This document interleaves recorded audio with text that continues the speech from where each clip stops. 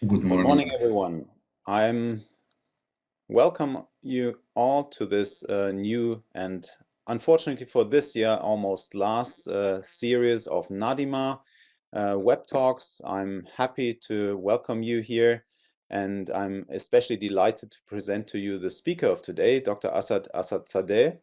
I will briefly introduce him in a minute. Before I do so, I would like to express my gratitude that many of you have tried to get accustomed to the technical issues that we have, that we cannot meet in person, but of course that we now have this connection form with a two-day workshop. And for those new to this meeting, NaDiMa is a series organized by the University of Marburg especially, and it is actually about socio-economic, cultural, and technical aspects of natural disaster management. And several series have been running. This is the dialogue number 15 already. And Professor Mohammed Farsanegan at University of Marburg is the one who has been chairing. He has led a lot of those dialogues and invited many interesting disciplines. And the main idea is to bring together different perspectives from especially Iran and Germany, and to find new ideas and ways how to connect in the face of ongoing climate change, sustainable development challenges. And there's a lot of topics, a lot of scientific models as well. And for today, it's about advancing disaster risk management through urban resilience assessment.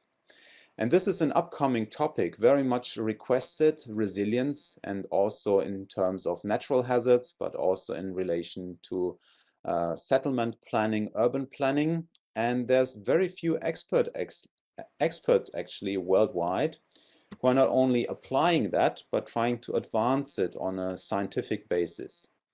And here I'm especially delighted, therefore, to present Dr. Asadzadeh, who has a background as an urban planner, but also has been working in several projects with international organizations, with German, Iranian, United Nations, and other venues. He's a renowned speaker. He's present at several platforms now and trying to integrate, especially, the perspectives of urban planning, disaster risk management, and other fields of natural resources and governance. And therefore, I think it's a unique opportunity to be guided by him into the latest developments of urban resilience and assessment opportunities. And this will help us to better understand how to also deliver to the Sustainable Development Goals, the Sendai Framework, and UN Habitat Program, the new urban agenda. Myself, I'm Alexander Fekete. I'm based at Technical University in Bonn, in Cologne. And we're closely working together in a project called Increase with Iranian partners, and also in NaDiMa. I'm here as one of the partners, and I'm very happy to invite you to today's program. I will hand over now to Dr. Asadzadeh to guide you through the workshop. And I'm wishing you all a very nice day. If you have any questions or issues, you can use the chat. And Dr. Asadzadeh will also introduce you to how he likes to handle the role of asking him questions and using the chat and recordings and etc. Thank you very much. And Asad, I'm very happy to have you here today. Thank you, Professor Fekete. Thank you for having me, and thank you for the NaDiMa team, particularly you to suggest me. I got the information from Professor Farzangan that you introduced me, and I particularly would thank you because we know each other from several years ago. I have worked and still working on the same project and projects already. And yeah, thank you. And I'm not sure this is good time to start or still waiting for a few minutes because I don't know. I see at the moment only Yeah, certain people and we had the same trouble in the last dialogues because it's kind of yeah. technically complicated for many of the Iranian colleagues. So I wish to apologize, and more will come in over the next 15 or 20 minutes or so, is my experience. So I think it's up to you whether you decide to wait for a few more minutes or to start right now. But as I said, we also have to look into the emails if someone has still trouble just getting connected. Yeah, I would, get combined methodology, maybe starting with knowing the participants maybe and wasting time a bit to wait for those that are still interested to join, but maybe due to technical things, they couldn't join. And yeah, I think we have time. Several times I practice to manage the time. I think we have enough time, and maybe another 5 minutes is still waiting benefit us to having more people. I don't know. 10 minutes past 11, I think it is good to start. And yeah, I would go a bit slowly, still having time for those that are still waiting and trying to join, but I would start. And I hope all of you see my screen now, the title and the slides, I hope. And if I have some problems, technical problems, I will try to solve with the NaDiMa team, and they are very supportive, but maybe I have some problems and I ask for your patience sometimes with probable technical problems. As you see, the title, and Professor Fekete kindly introduced, the title is Advancing Disaster Risk Management Through Urban Resilience Assessment. My name is Asadzadeh, and as you knew already, I am from Urban Planning and Land Management Group, Institute of Geodesy and Geoinformation, University of Bonn, Germany. If I present the program, the schedule for today, the first day, I have a brief introduction on workshop objectives, content, as well as hearing from you participants, knowing your background, your interests, and etc. This is also, I think, helpful to understanding what's the background. Also, more in particular, it is relevant for group work exercise, because at the moment, only 12 people I see, and I don't know how many of you will stay, remain with us or leave. It depends on, I keep my hoping for more people, maybe in next 10 or next minutes. But briefly, we have the introduction section. Then we have a section for resilience background, understanding why resilience is now being pushed forward in urban and regional planning or discourses to proactively deal with disasters and their associated challenges.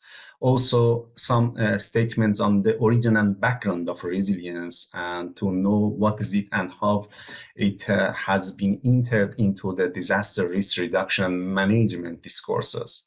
Then the next section is about the conception and operation of resilience in the relevant literature. This is because as you heard, the title is also about the resilience assessment, how resilient assessment can contribute to effective disaster risk reduction and management. We will have existing frameworks, analyzing the review of existing frameworks, not all, but some of the most well-known assessment frameworks, tools, and concepts under the umbrella of resilience measurement, measuring resilience. Then we will hear composite indicators as the dominant breaking down approach to measure resilience in the literature, and also step-by-step guideline to develop composite indicator for assessing or measuring resilience.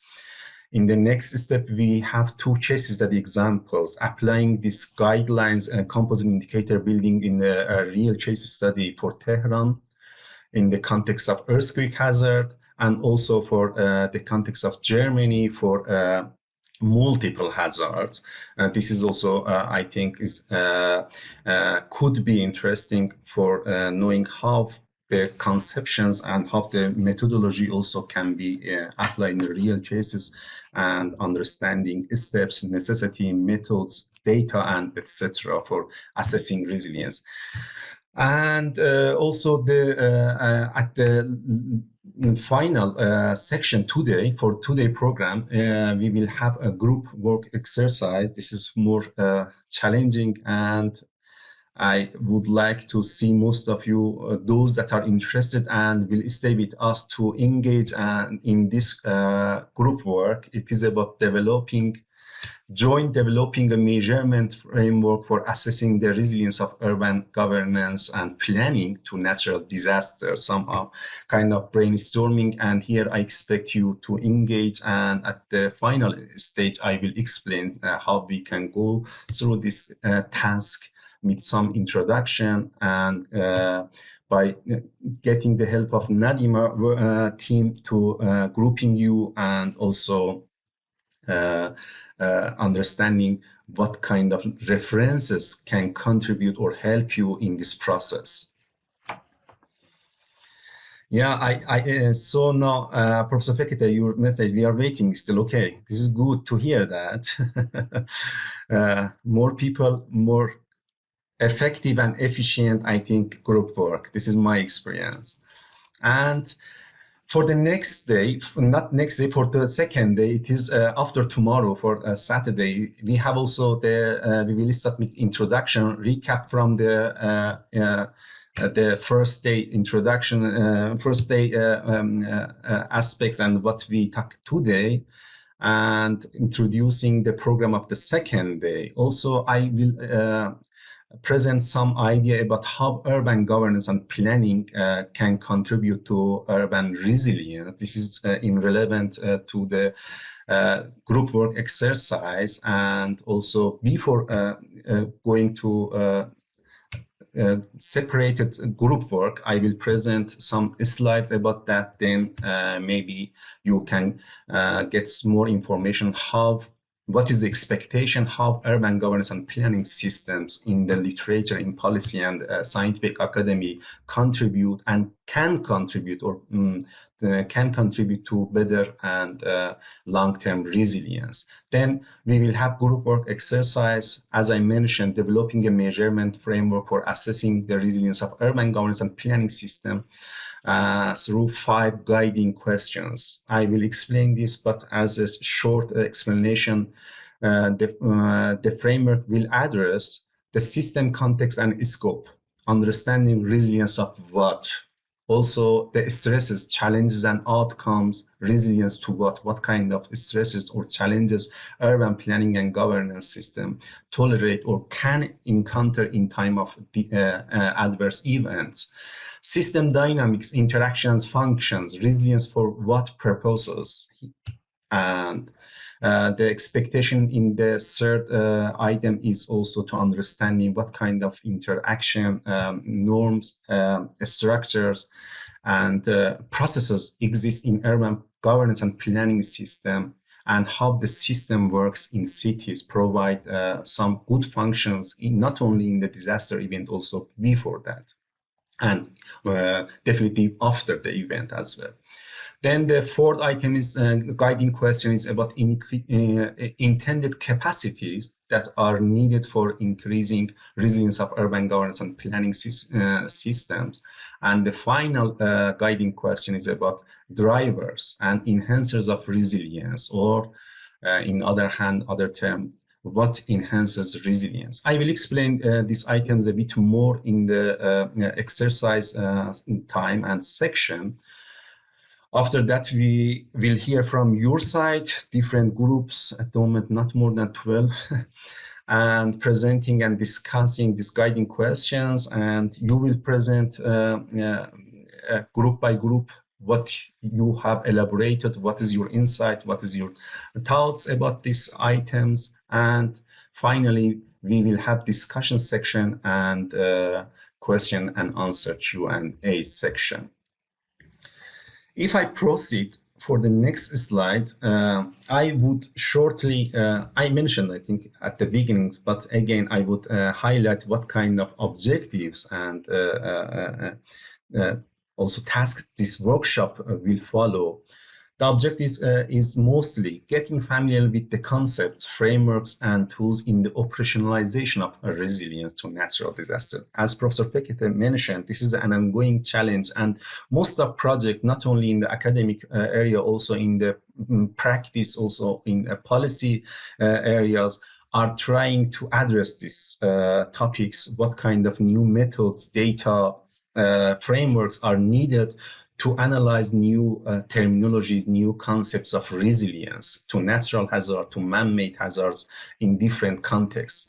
Also, we would understand and learn the procedures of composite indicator building, as I mentioned, as the breaking down approach and most applied framework to measure disaster resilience, urban disaster resilience in the literature, relevant literature. Demonstrating empirical evidence from two application in different cases, and also the co-designing measurement framework for assessing urban resilience of governance and planning system. But before going to the part one and knowing about the background of resilience, I have some questions. I designed three slides for asking some information, getting some information from the participants' side. Where are you from?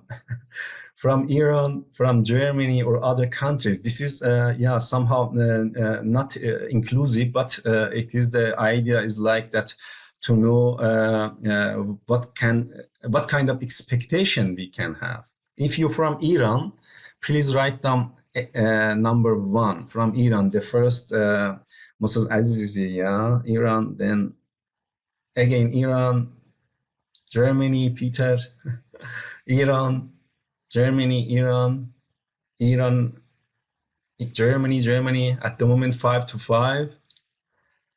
And yeah, okay, Alexander Fekete also from Germany. Iran, we have, yeah, same, 12 people and 6 from Germany and 6 from Iran, not from other countries. This is interesting, but at the same time, not bad, because two contexts we present. And I, as Professor Fekete mentioned, we have also some joint projects from joint Iranian-German project. It is also interesting. And yeah, I think another comes from Iran. How about yourself? I'm from Iran as well, from northwest of Iran. I am originally from Tabriz, I would say. And yeah, I think this is all from, I am from also Iran. Then I go to the next slide. What is your academic background? It is also interesting to know what is your academic background. First, urban and regional planning. See you. Nice to see you. Okay, very good. In geography, and you see all of them. Yeah, from disaster management, Mrs. Sabunchi, yes. Peter, you are from both, yeah, engineering and natural sciences. And we have engineering from economic and social science. Very good, very good. And Mrs. Apple, Katrin Apple, from 5 social science and urban, number, yeah, 2 geography. Mr. Samani, 7 others. I'm sorry that not to include the others. And watershed, okay, watershed management. It's also engineering or not engineering. Marzi Mohammadi is engineering and natural science. Good to know.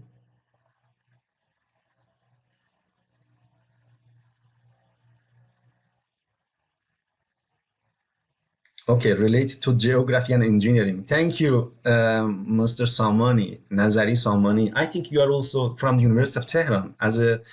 I don't know, as a NaDiMa team, but I remember Professor Farzan got emails. I think you and Dr.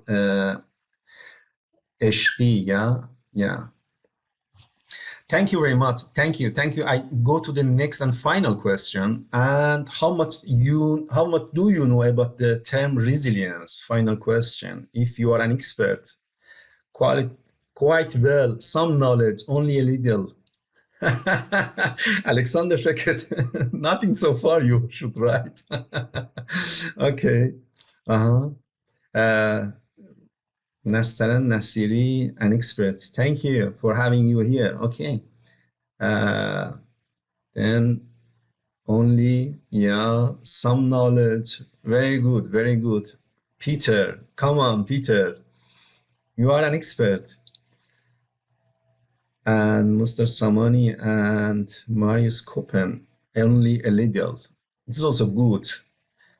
A motivation for me to go more detail, and because thanks for the 5 hours workshop, a lot of time, and it's not hurried by time, and I have enough time to go to the detail. Thank you very much for the introduction. And at the moment, I have some idea about your background. Mostly, where are you from, and your knowledge about the resilience, the term resilience. Then I would start and going directly to the first part, resilience background.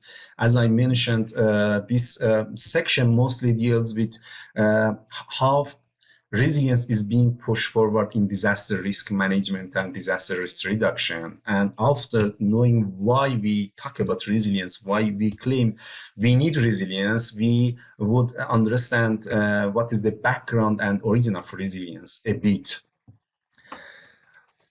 The first factor or the first item that why we talk about resilience, and I think the most importantly is, but thank you, Dr. Eshki, you are also, I think, okay, I see your answer right now. The first element, the most important from my point of view, is that risk and vulnerability induced by not only natural, also man-made hazards are globally rising. I think most of we have heard about Hurricane Katrina in 2005 and another one, strong one in 2012. I don't have here Hurricane Sandy. It is very important. I will mention later. Also, a Haiti earthquake in 2010. The latest Germany flooding in July 2021. These are some of more important, because Germany is a context of Germany is interesting, and more important natural hazards in the global scales. Also, in the below we see also the man-made disaster. I think we all know about the civil war in Syria and the huge number of refugees. This is Aleppo 2014, and how can a man-made disaster also affect human lives, life, and their economic and social activities. We know about New York attack in 2001, also Fort McMurray fire, that is also mentioned as a man-made disaster. All these disaster, man-made and natural disasters, shows that at the moment, we see increasing number of natural disasters. If you see this graph from 1980 to, I am seeing this graph from my laptop, I'm sorry, and I have sometimes see this screen is bigger, also it's not so big for me, and please forgive me if sometimes I see this screen is a bigger one. If you see from 1980 to 2016, you see how the number of natural disaster increased. You see here in this graph meteorological hazards, hydrological and climatological hazards in the world, and easily it shows that the number of disasters are increased, and this affects increasing economic damage. If another graph here we have from 2000 to 2015, and one important year happened in 2001. I think you know what happened here. This is the great Japan earthquake and the tsunami after that, and it posed about $500 billion economic damage to the country economy. It is very huge amount of money, and also we have increasing human life loss. Here you see one graph saying about top 10 deadliest natural disaster during the last 25 years ago. And somehow we have some kind of also examples from Iran. The BAM earthquake in 2003 killed more than 26,000 people. Also, we have, it is a bit older one, earthquake, Manjil earthquake in 1990. But the most important and most noticeable here, 2004, the earthquake and tsunami in Thailand that killed more than 220,000 people.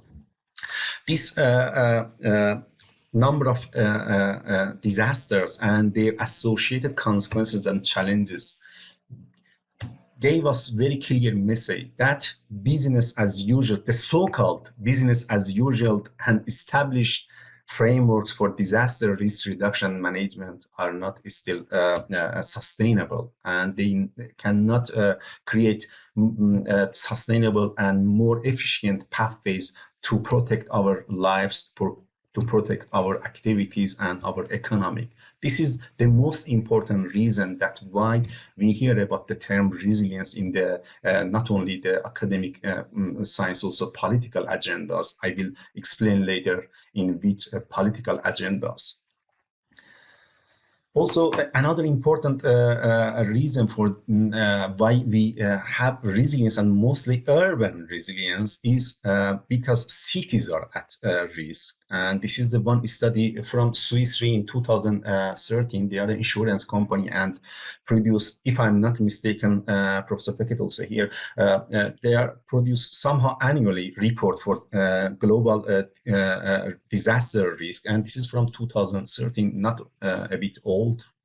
2013, and they showed that about near to 900 million people in 600, more than 600 major metropolitan are potentially affected by 5 main natural disasters. Here you see river flood, earthquake, tsunami, windstorm, and storms globally in this graph. And another graph here shows the 10 top mega cities potentially affected by natural disaster. And here we see Tehran as the latest one, was in this relating to this 5 category. But if we compare Tehran regarding earthquake, its ranks is better. Unfortunately, it's better. And these are, as I mentioned, because the concept of urban resilience, also we have community resilience, but the scale of cities are important because, as you know, most of people activities are located and centralized in cities, and this is why we need to contextualize this concept a bit on urban areas, and most importantly, megacities and metropolitan areas. The second item is why about resilience, why we hear resilience. This is also, I saw this item, this argument in the relevant literature, the allocation of large and high profile funding. Susan Cutter, you have this, I presented as a prerequisite resource for this workshop also.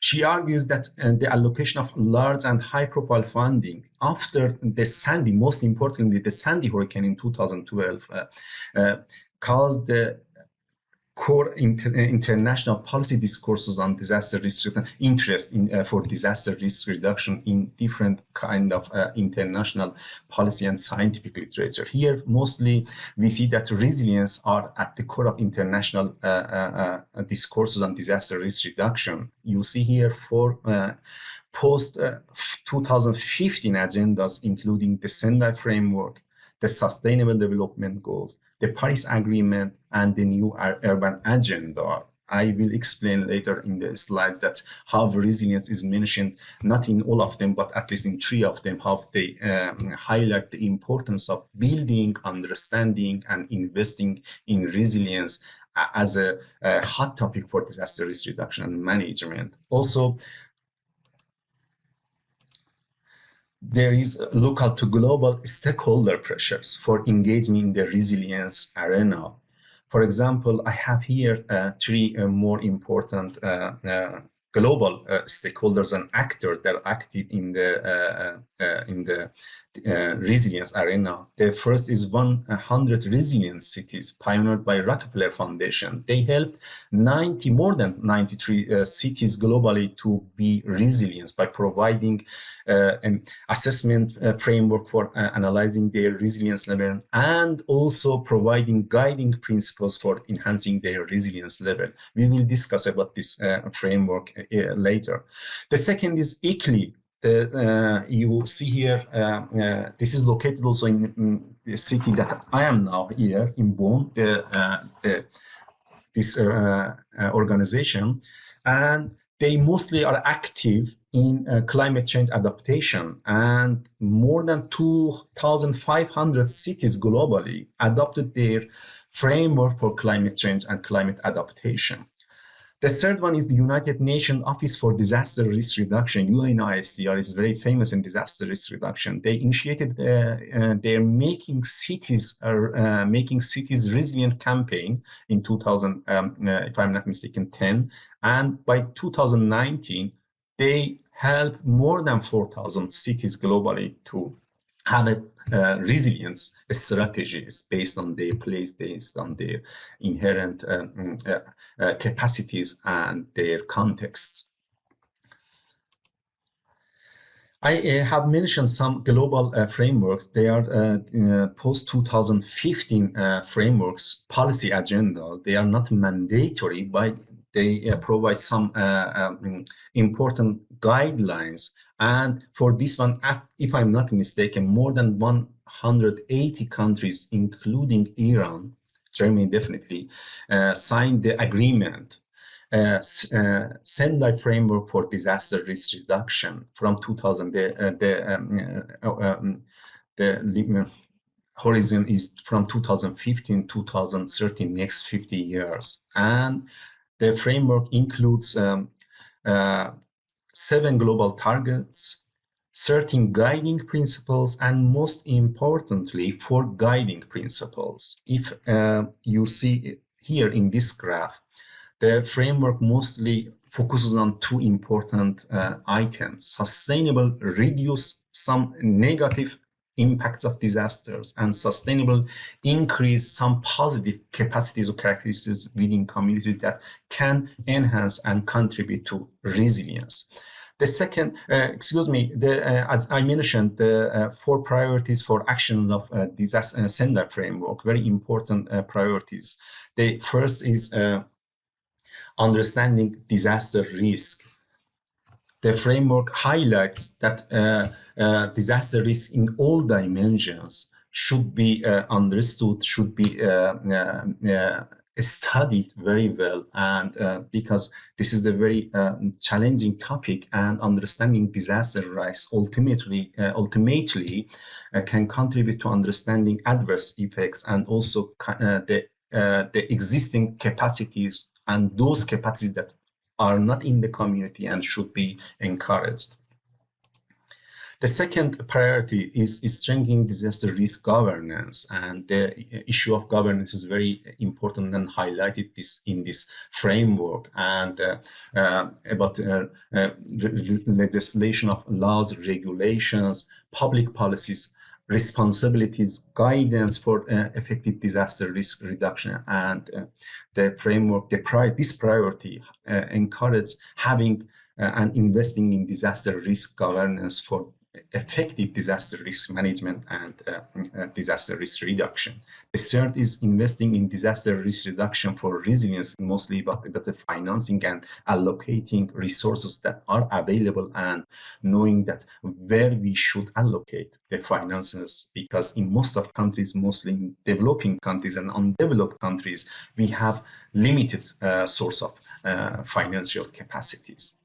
The fourth priority is about enhancing disaster preparedness for effective response and building back better in order to recovery, rehabilitation, and reconstruction. Also, we see here the importance of effective response and ensure capacity for place and effective recovery. We will see and we will hear later that this kind of terminologies like capacity, response, and some others are relevant, and they are mostly embedded in the concept of resilience.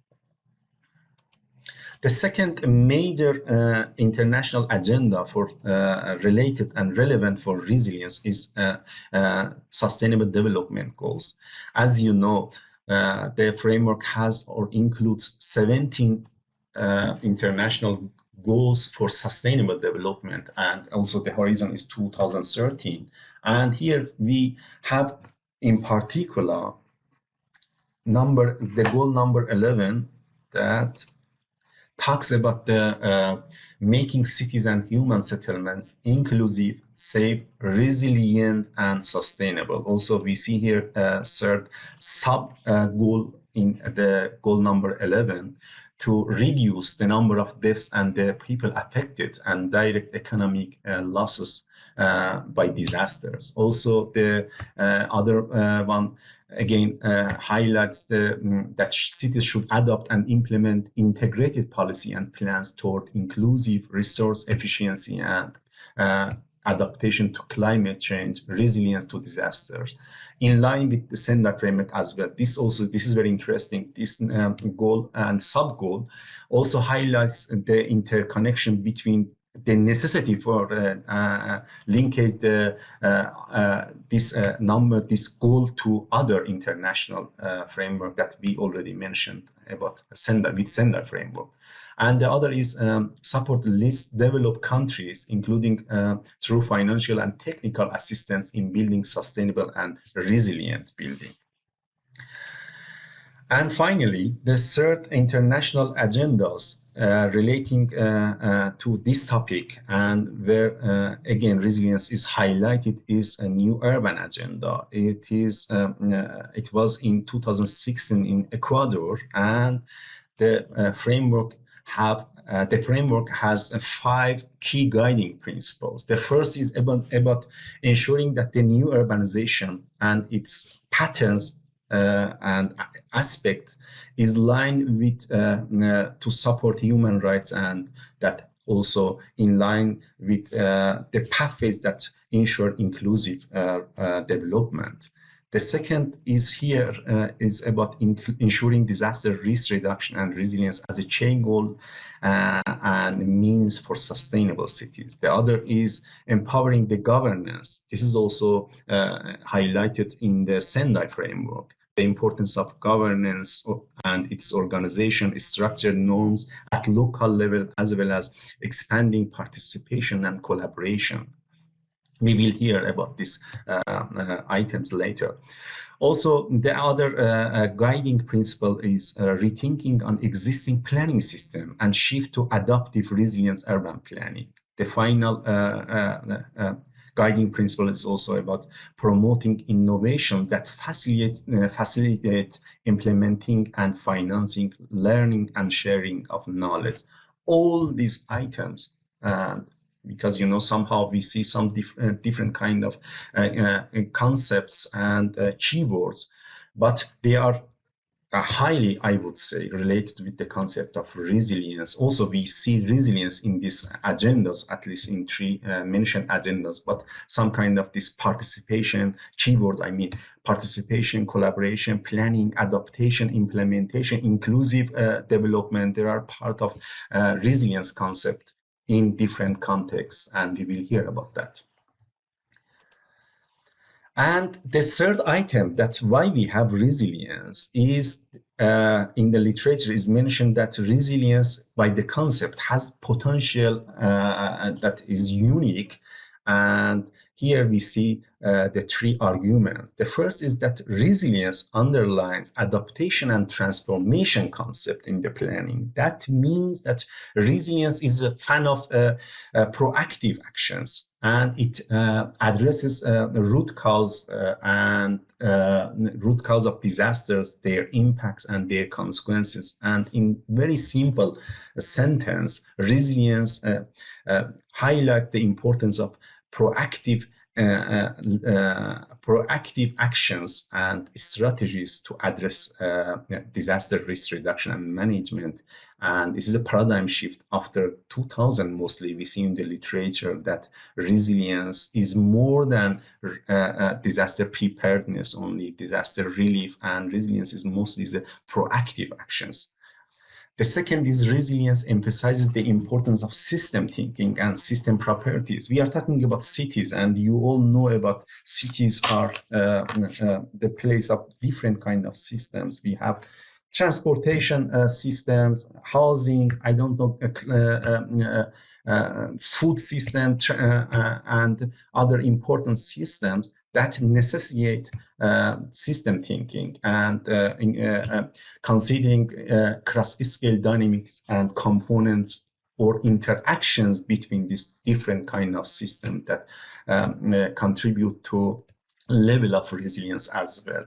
The third and very latent argument about resilience and its potential is that resilience acts as a way for integrating different discourses and create common ground for planning and action. This is very interesting topic, because if we talk about cities and the previous part that system thinking in cities, in the development of resilience strategies, mostly we see different kind of actors, and most of time different kind of actors have different kind of interest and would say conflict interest. And this is the one argument that resilience plays a leadership role to get different kind of interests and balancing, making leadership capacity, providing leadership capacity to harmonize different kind of actions, different kind of interests, different kind of attitudes on resilience. After saying why we talk about resilience in the academy and policy discourses, I would argue and talk about the origin of resilience. As you may know, the term resilience comes from the Latin root resilia, if I'm not mistaken, but the meaning is jumping and spring back. And it is a bit, we talk about that it is a very latest concept, but it has been used since 19th century in physical science to denote resistant to external shock. And then in 2018 also created a very good graph about the evolution of the term resilience in the literature. And as you see here, mostly we have resilience in the recent century, 20th century. And in different kind of fields we see resilience, but the global consensus is that resilience was firstly formalized in 1970 in the field of ecosystem services and ecology by Holling in 1973. It is an argument that the first formalization of resilience comes and refers to this field in 1973. But after that, we see resilience in social resilience, in disaster risk reduction in 1990. And after 2000, we see resilience in social ecological resilience or climate change resilience. And this is also we may see resilience in other fields, but mostly our focus is on disaster risk reduction and management. And but here you see how the term is used and was already used in the relevant literature and how it was evolved in the fields. Before going to next steps and next backgrounds on resilience, I would argue about some basic terminology on disaster risk and mostly from UNISDR as a reliable resources for understanding different terminologies. And as you see here, disaster, I would come back one more. Disaster risk as in UNICR, the latest version, 2016 terminology, updated version, defined as the potential loss of life, injury, destroyed or damaged asset, which could occur to a system, society, or a community in a specific period of time, determined as a function of hazard, exposure, vulnerability, and capacity. It is also interesting because in the 2019 version, we had this tree of hazard, exposure, vulnerability, and capacity was inside of vulnerability, lack of capacity. But in 2016 version, they decided to include capacity as a separate and separate terminology defining the level of disaster risk in its society. And as you see, we have hazard definition, a process, phenomena, or human activity that may cause loss of life, injury, or other health impacts, property damage, and etc. Exposure includes or means people, infrastructure, housing, production capacities, and other tangible human assets located in hazard-prone areas.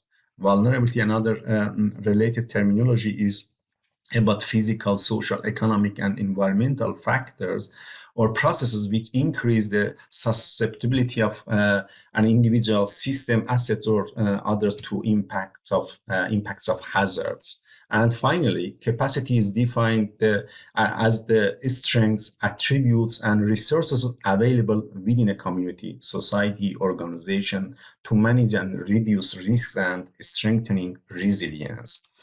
I trusted this terminology, and I have this terminology because mostly most of, I think, I would say, literature and organization rely on these terminologies. And before going to concept of resilience, mostly in academic science, I had from the policy agendas. This is from UNISDR agendas and definitions.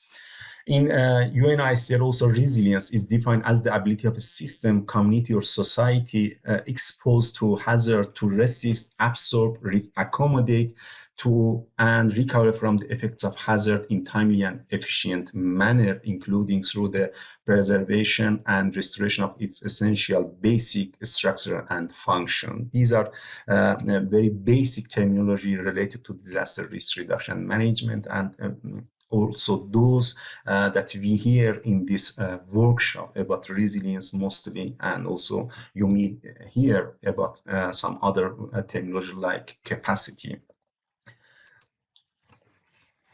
I have also here one table that also includes some different kinds of terminologies, definitions of resilience from 1980 to 2016.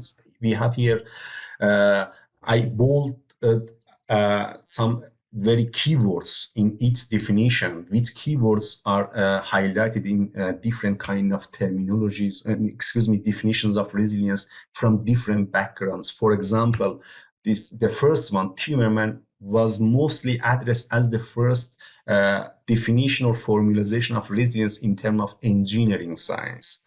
Also, we have Mileti in 1999, the first formalization of resilience or application of resilience in urban planning. Also, Bruno, again, very famous in the definition or application of resilience in is engineering science, mostly to earthquake hazard. We have UNISDR. Mayunga in 2007, he is a social scientist, and also we have Susan Cutter from geography, and she's very well known in resilience arena. Then we have another one, rational. They also related to the third one, this Bruno, and they are also because this is rational et al. They're also from engineering science, and mostly see resilience and define resilience or translate resilience in the engineering side. We have IPCC, you know about IPCC also, intergovernmental climate capacity and organization capacity. Also, we have Miro, she's also urban planner and very active in the terminology, in the application of resilience and urban planning and urban and regional planning, I would say. And you see in most of this definition, resilience is about capacity or ability to withstand, absorb, recover, and different kind of objectives we see why resilience is applied, why resilience is defined. And mostly, as we see, resilience is about is about dealing with disaster, and is about ability or capacity of urban system, maybe individual system, and etc. Also, we see some kind of diverse keywords related to resilience. I hope you see this table. This is very latest from very latest literature review on resilience, and they studied keywords from 1970. As I mentioned, this 1970 is the first formalization of resilience in the field of ecology. And from 1970 to 2016, and which kind of keywords in resilience have been utilized or accepted in the relevant literature. You see in the first category, from 1970 to 2000, I would say, mostly is about absorb, maintain, persist, bounce back, anticipate, cope, design, and some relevant keywords we see to define resilience. The second one is about between 2000 to 2009, and here a bit different kind of keywords we see in resilience. At the same time, the previous keywords are still reliable, are still used, but also we see some kind of new keywords, including adapt, to adopt, plan for future, prepare, preserve, withstand, self-organize, and something like that about keywords. I mean, keywords for defining resilience. And the last one is keywords that are utilized mostly from 2010 to 2007, or I would say up until now. And resilience is defined by some kind of new terminologies or keywords, I would say. And mostly here you see absorb, again adopt, but what is new is transform. Here I see here in my screen, I hope you see also transform. Resilience, one key words for new terminology, new definition of resilience, the ability of system or capacity of system to transform. And we will hear about these three kind of capacities: absorptive coping in the first time period, the second about is adaptation, and the third about the transformation capacities. I have here you see also three main narratives of resilience in the relevant literature. And what it says that we have three kind of urban resilience narratives in the literature. The first is about robustness, and it is from engineering science. And robustness of what? Robustness of infrastructures, resistance, protection, recovery. And this robustness is also sometimes is not, is known but by absorptive coping capacities, and it is it is related to it is related to urban hazard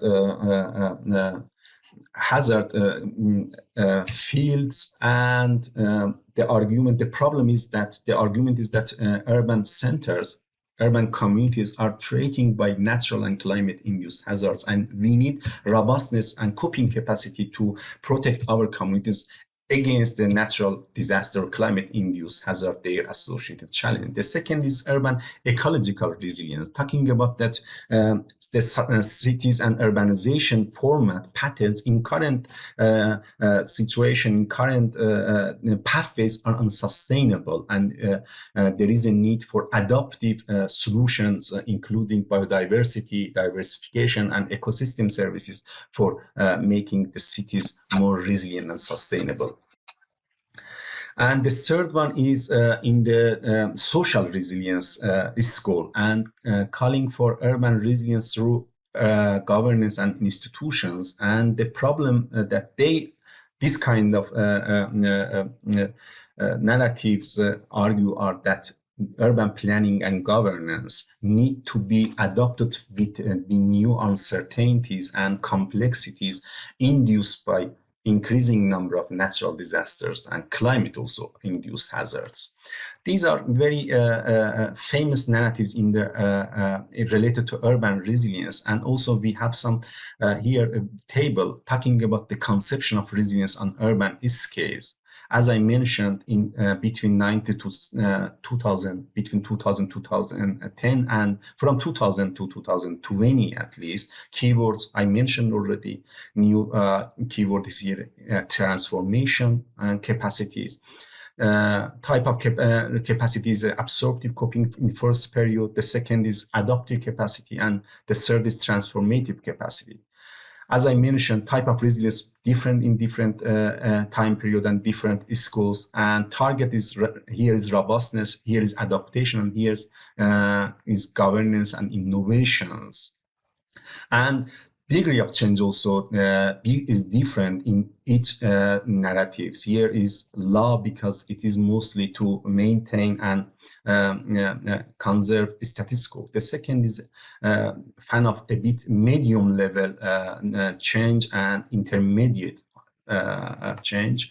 But the third one, the third narrative, calls for high or fundamental change in resilience narratives and resilience pathways. Here also we have some kind of examples for resilience and what kind of examples we can address as a practice of these different narratives in urban resilience, from absorptive coping capacity, from adaptation capacities, and from transformative capacities.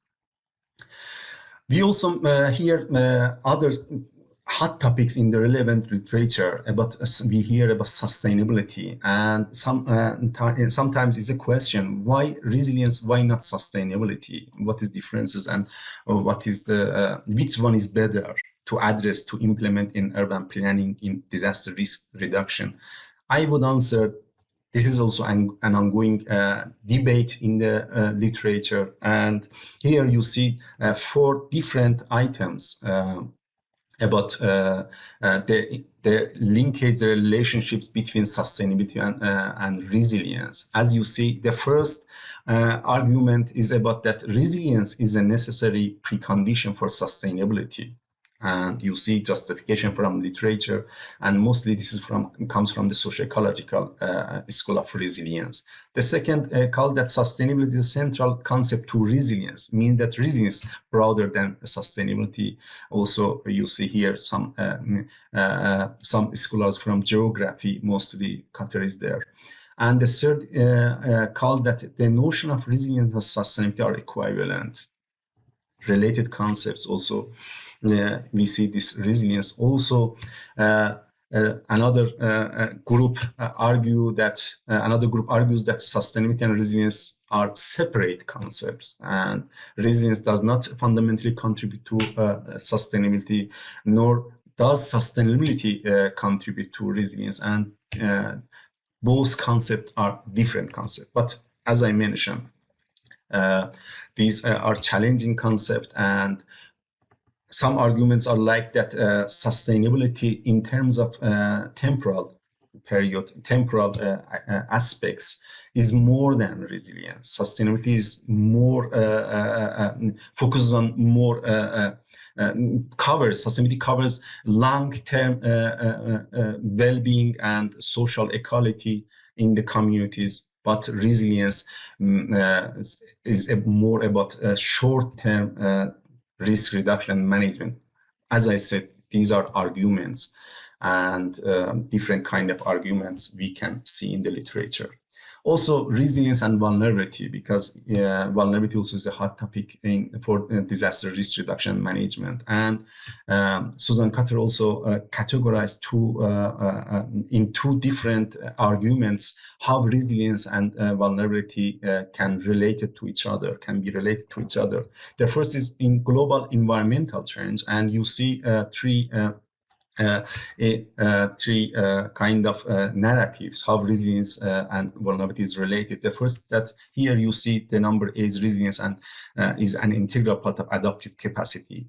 The second says that adaptive capacity is a main component of vulnerability. This is again back to who's and from which areas come to the board and view resilience or vulnerability. And the third here is that I mentioned that resilience and vulnerability is nested. In the natural hazards and disaster risk reduction arena, we have also three arguments. Resilience is embedded within vulnerability in the first one. These are some kind of literature, some kind of relevant articles, project that argue and see vulnerability and resilience relationship. The second says that adaptive capacity and mitigation are embedded within resilience. And this is mostly in very latest I see in the literature that mention that these concepts are not same, but also these are not other side of coin. They are very relevant concepts, and we see in some cases that resilience and vulnerability is related. And to understand resilience, we should also learn and know about vulnerability as well. And examples are in the literature. We see some kind of good examples. For example, after if I'm not mistaken, Katrina hurricane in the New Orleans, one study showed that migrants, people, those that are not originally US citizens, they are migrants, so-called migrants, were so resilient than US citizen in terms of social capital, community capital. But at the same time, these people, migrant peoples, were more vulnerable in terms of physical capacity, in terms of social aspect, and in terms of administration or financial resources. Different kind of aspects can contribute to different kind of resilience and vulnerability in different scales. If we go to the talk about the concept of urban resilience, because the topic also urban resilience. Urban resilience here, we talked about the resilient city initiatives, 100 resilient city initiatives. Urban resilience is the ability and capacity of individuals, communities, institutions, business, and systems within a city. Because as I mentioned already, in a city, we have different kind of systems from community, institution, business. And it's about their ability and capacity to survive, adapt, and grow, not matter what kind of chronic stresses or acute shock they experience. This is a very broad definition of resilience because calls for multi-hazard and multiple hazard kind of resilience. And here, chronic stresses, as you may know, is about long-term stresses, not those that are very sudden. These are, for example, migration. For example, climate change effects will not happen in 1 day, 1 month, or 1 year. It's a bit long-term stresses. But we have some kind of other hazards that are very acute, and their effects are very sudden, like earthquake, like flooding, like hurricane. These are the differences between chronic stresses and acute shocks. And also very well known 7 qualities of resilience in this term, in this project, in this field is reflective, that the resilience should be reflective, resourceful, inclusive, integrated, robust, redundant, and flexible. These are qualities that every city should have to be called resilient, but different kind of indicators and dimensions are needed for each one of these qualities. After talking about the background and origin of resilience, I would proceed with some state-of-the-art existing frameworks, tools, and concepts under the umbrella of measuring resilience, because what we heard about the most is about the background of resilience in the international agendas and how resilience is defined. But here we will talk about how resilience is articulated in measurement frameworks, as I mentioned, under the umbrella of measuring resilience frameworks. And the second argument is about the composite indicators as the breaking down approach for measuring resilience, and step-by-step guideline how composite indicator can be established and enhanced for measuring resilience. Why we need measurement? This is a very important topic, and also in not only in academy, also in practice. We argue and we hear that every concept, every theory that is theory grounded concepts should be translated to underground, to the ground level practice or understanding, or let's say that are tangible for not only for academic scientists, also for practitioners, for policy makers. We need some kind of measures, tools, benchmarking tools to translate resilience from merely conceptual framework to empirical evidence. Therefore, measurement tools are helpful in identifying and in understanding disaster risk and their impacts, and take steps toward managing them or reducing them. And to become more resilient, we need to know where we started, where we are. If we know and if we measure our condition, I mean by our is cities, for example, here. If cities measure their current resilience, they can, after 5 years, after 10 years, after 1 year even, they can re-measure, re-evaluate their level and understand what is the current condition, what was the condition, what they are, and where they are going right now.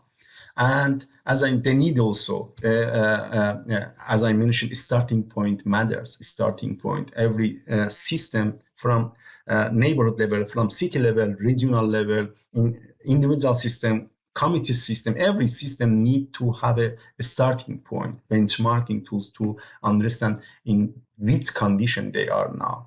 And also analyzing resilience, measuring resilience contribute to understand the impacts of different kind of strategies. For example, if we analyze resilience of Tehran in 2020 with some kind of indicators, policies, strategies that have been addressed or implemented in last 10 years, 20 years, we can understand somehow to what extent this kind of strategies, plan, programs open up or constrain opportunities for building resilience. This is another advantage of measuring resilience. And what is the current status is messy landscape of approaches and tools. There is no one single or one fit context measurement tool that can be applied and or operationalized in different scale. We have different kind of measurement tools ranging from quantitative to qualitative data and methods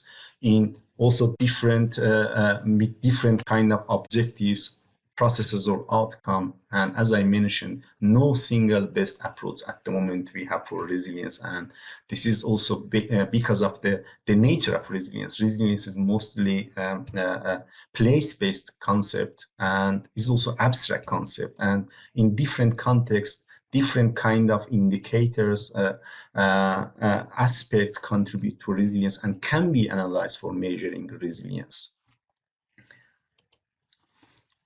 This is I have here three three types of assessment approaches in the literature, and you can see in this literature, I have already uploaded this mention in the program, the landscape of disaster risk in the US, as Susan Cutter mentioned. She categorized three predominant approaches, assessment approaches in the literature. The first and more dominant is indicators or indices, that are statistical approaches that summarize observational measurement by aggregating multiple indicators into a single value, resilience indicators or resilience measures.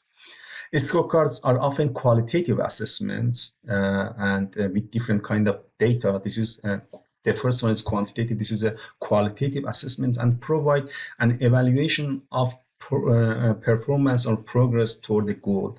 Another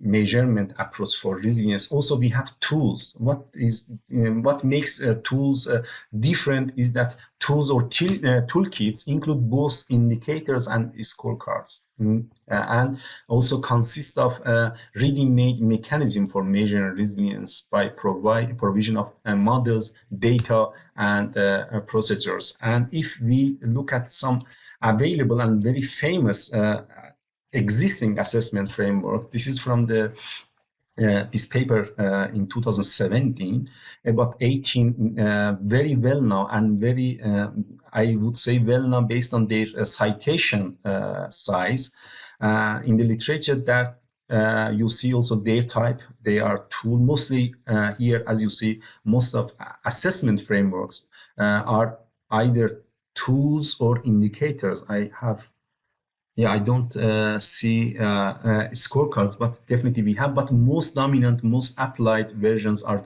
tools and indicators, their origins and their context. Some of them are only applied in the context of, for example, hurricane, tsunami, somehow also multiple. This is the BRIC 2010, and some others for earthquake hazard. Again, multiple and different kind of context, different kind of hazard. They are applied and therefore, they can be adjusted. I would here mention and explain some very well-known disaster resilience in the literature. The first one here is a DROP, disaster resilience of place-based model. It's very well-known as one of the most famous underpinning of disaster resilience concept. And Susan Cutter in 2008 first presented this concept, this framework, a schematic presentation of disaster resilience of place-based model. I hope you see my screen very well. Because some details are here, and I have to see this screen to explain more. This framework's mostly focused on antecedent conditions. As you see here, antecedent conditions here in the society is defined by interactions of three aspects: by social systems, by built environment systems, and natural systems. And the interactions generate two important antecedent conditions, so-called inherent vulnerability or inherent resilience. Therefore, there are merged inherent antecedent conditions and the inherent vulnerability and resilience within these antecedent conditions with event characteristics and the size of the disasters, or so-called event characteristics, and also with coping responses, and argues that the impact of the disaster impacts or hazard impacts are the function of these three elements, these three categories: inherent antecedent conditions, the event characteristics, or coping capacities. And the model also argues if absorptive coping capacities function well, the effect of disasters can be moderated. But if the absorptive capacity exceeded, the result is about decreasing recovery. And again, the models argues that in this case, adaptive capacity can be incorporated and mostly focuses on social learning that also connect to the loops to preparedness and mitigation. In the very easy sentence, the drop model focuses on antecedent condition and absorptive coping capacity. Absorptive coping capacity is, we will hear about that, and also we have seen in the table, is the capacities of different system in a community to absorb the adverse impact of disasters. One of the limitations of these models, it has very advantage, and one of the most cited and applied version, different kind of geographies and scales. But one of the most problems or limitation of this model is lack of transformative capacities inside of this model, and it is mostly focused on the first narrative, because we heard about the three main narratives of resilience, about absorptive coping, incremental adaptation, and also transformative adaptation. But here the focus mostly is on absorptive capacity within the society, mostly inherent capacities. In the easy way, the translation, this is the schematic presentation. In the applied version in 2010 and then 2014, the applied model calls that the disaster resilience in its community, in its system, can be assessed by 6 main dimensions, including social resilience, economic resilience, institutional, infrastructural, community capital, and environmental capacities. And this is the first application was in 2010 in southeast of USA, and after in 2014 they applied the model for whole the country.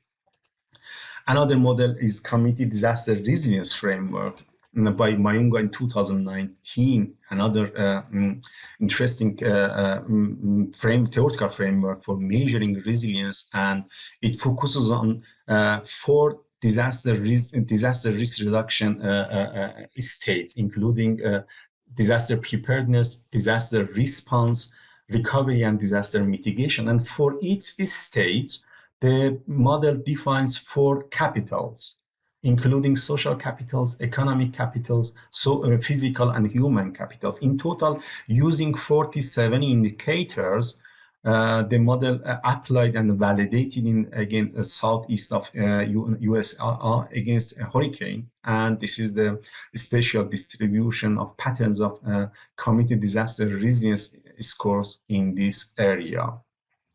Another interesting disaster resilience measurement is resilience capacity index, having 12 equally weighted indicators within 3 different dimensions. As you see, these dimensions are regional economic capacity, social demographic capacity, and community connectivity capacities. And within each dimension, we see different kind of indicators.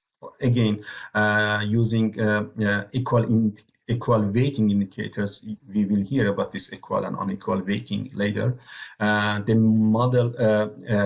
model was applied and validated in 361 metropolitan area in USA. One of the very well-known, another well-known, and also we talked about it, the IROP, the City Resilience Index, 100 Resilient Cities Framework, pioneered by Rockefeller Foundation.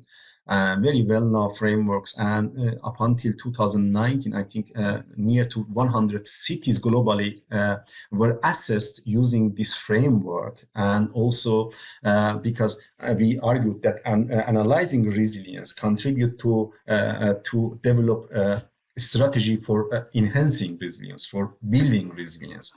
And the model stands for 4 main dimensions.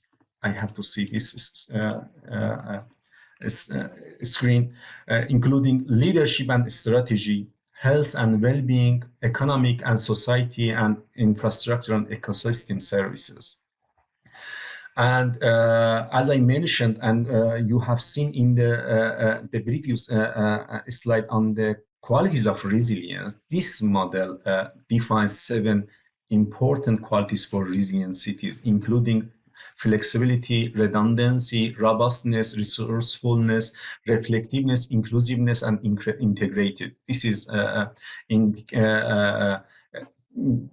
qualities, defined qualities for each resilient city. And here, one example in the right side, you see for infrastructure and environmental dimensions, they have 3 sub-dimensions here and some kind of indicators, and very easy to follow and applicable theoretical framework for analyzing resilience in urban scales, because the name of framework also is the City Resilience Index. I would go to for the next one, very latest one, and also that it covers the limitation of other frameworks, assessment framework, disaster resilience framework for transformation, or DRIFT model. It is developed. It was developed in 2019, and one of the limitation is that it is not applied, or maybe less applied, less validated, and therefore, very very latest but less applied framework. But the advantage of this framework is that it focuses on the relationships between capacity and resilience. You know, capacity, as we have seen in the terminology in UNICEF, is not about the resilience. It's a different terminology, but somehow capacity, we know in the recent literature that resilience is also about defining strengthening capacities within communities, different kind of capacities. We have talked about the coping capacity, incremental adaptive capacity, and transformative capacities. Here, these frameworks also starts with analyzing risk. Here you see disaster risks. We heard about that risk is defined by the function of hazard, exposure, and vulnerability. And these vulnerabilities cause that disasters are not only physical things, also from the social economic functions within cities or within systems. And here the framework develops 5 capacities, but since preventive, anticipative, absorptive, and adaptive capacities cannot contribute to future-oriented resilience, and they are mostly fan of maintain the status quo, the framework mostly focuses on transformative capacity. That here, that transformative capacity is defined, is focused to transform the status quo, to challenge the established pathways, and to guide cities to systems to develop, to adopt new form of pathways. And this is the one advantage of these frameworks. And within the loops, definitely this kind of 5 capacities create some kind of different outcomes. As I mentioned, maybe I have to come here. Statistical maintains of statistical in the bottom, and transformation of statistical by using transformation. But different kind of outcome can occur simultaneously, maybe in the practice. Bouncing forward, that means the system can go forward, can adapt to new condition, also bounce back to the previous section, to previous status. That means statistical. And this is, for example, mostly we saw this in the drop model, but bounce forward and getting or adapting to new condition by transformative adaptation or transformative capacity is the most intention of this framework, that makes it different with other previous frameworks. Another example, some other examples, I don't go to them because maybe enough you heard about the disaster resilience measurement framework, but some others you see in the resilience and different kind of backgrounds, what are their tools, dimensions, and limitations.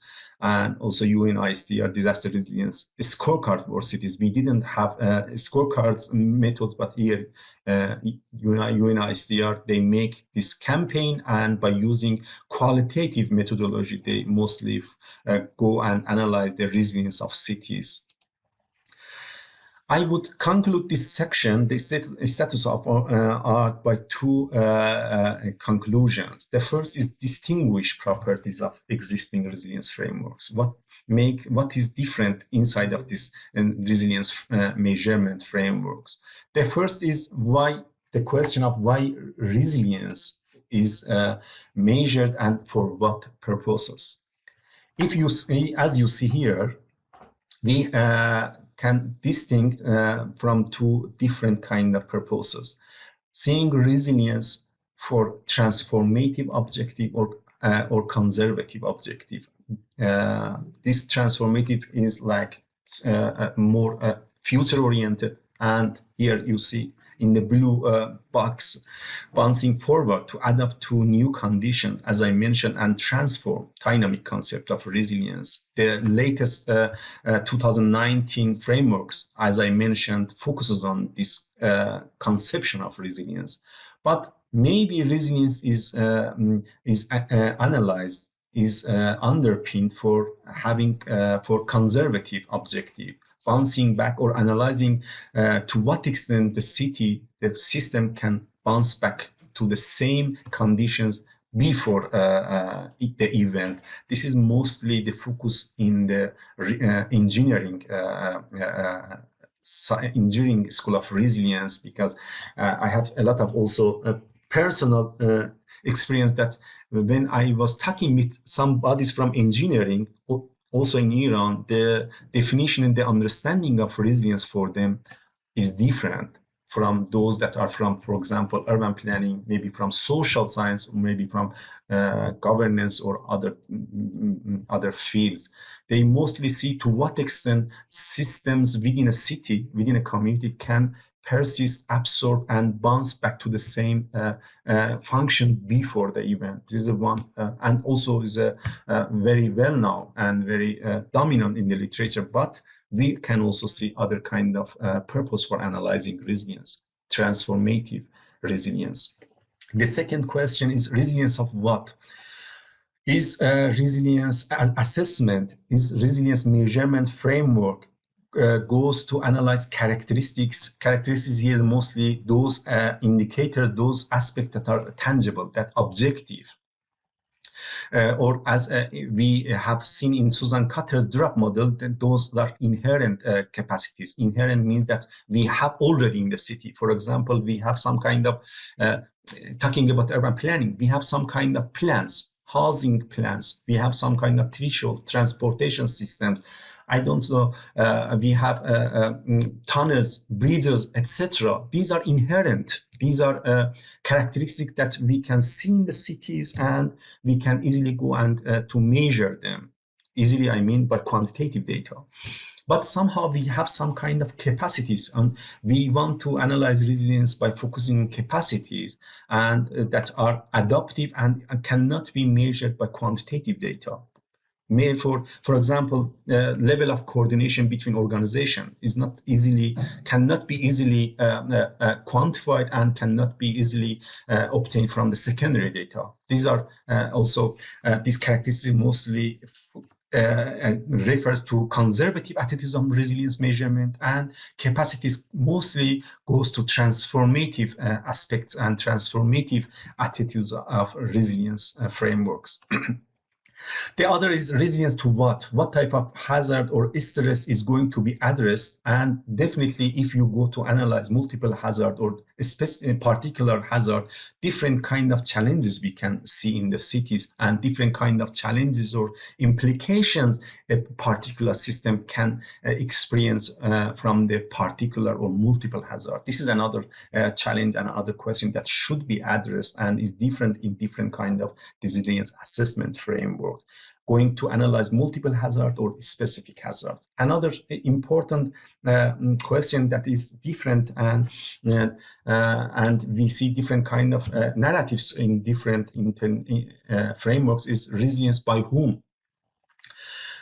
Mostly if an assessment is top-down, is different by those that are created or established by bottom-up or maybe hybrid methodologies. Is another question. Whose disciplines and expertise shape resilience strategies, indicators, actions, and etc. This is very important, and very latest debate also on resilience. We have to think about how we go to analyze resilience. Is a desk underpinning of resilience, or is an inclusive way by including more actors, relevant actors?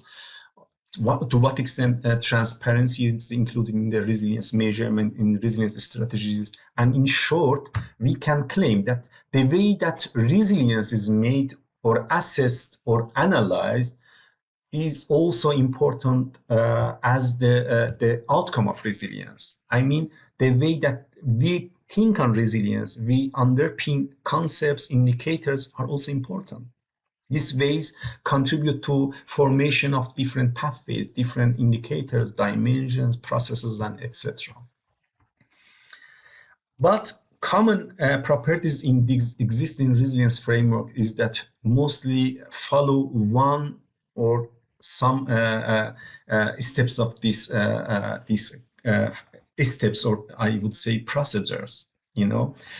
This is again from this literature that showing that compositing an indicator as the breaking down approach to measure resilience. In all resilience measurement framework, we seek some kind of, they have theoretical framework, they have indicators, they have data type, data transformation method, multivariate assessment, weighting, and etc. This is the common properties that we can extract from disaster, different kind of disaster resilience measurement. This is also is a foundation that we will here to go and analyze resilience as a step-by-step guidelines. This is extracted from the literature review, and here you see different, and this is a very, let's say, the ideal type of resilience measurement. The measurement framework should apply or adopt the theoretical framework as a basis for indicator building. It should have indicator selection that are robust, sound, and relevant to theoretical framework. Data is very important, that should be updated, very latent and trustable. Multivariate assessment also is very important to analyze what is an interaction between data, because different kind of data and their interactions should be addressed when analyzing resilience.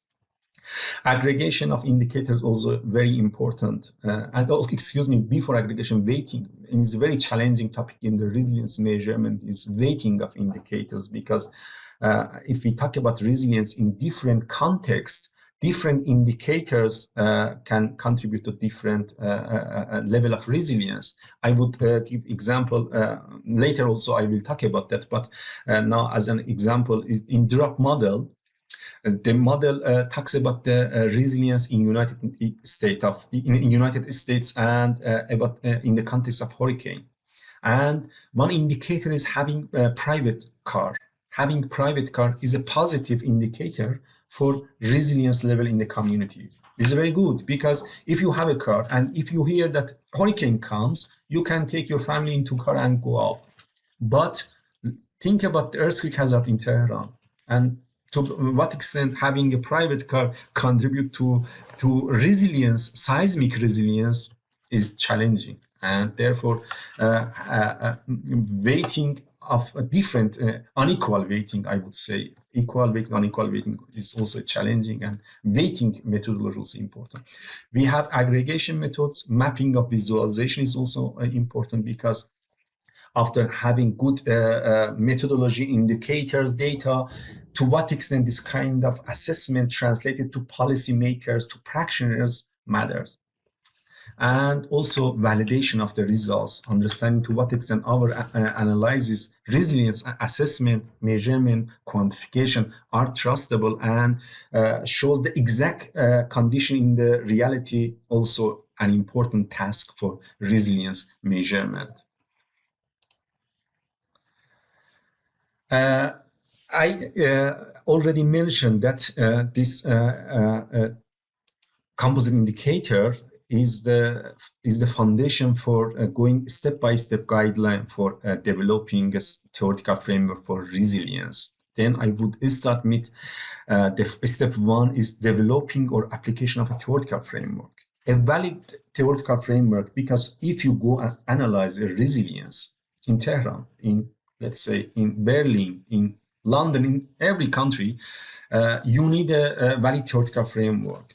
And what does it? It predisposes researchers to enhance their perception of the subject. What is going to be measured? What kind of dimensions? For example, you heard about in DROP, what kind of DROP says for DROP, disaster resilience is defined by 6 dimensions, including social, economic, institutional, etc. In IROP framework, they argue that resilience should have 7 qualities and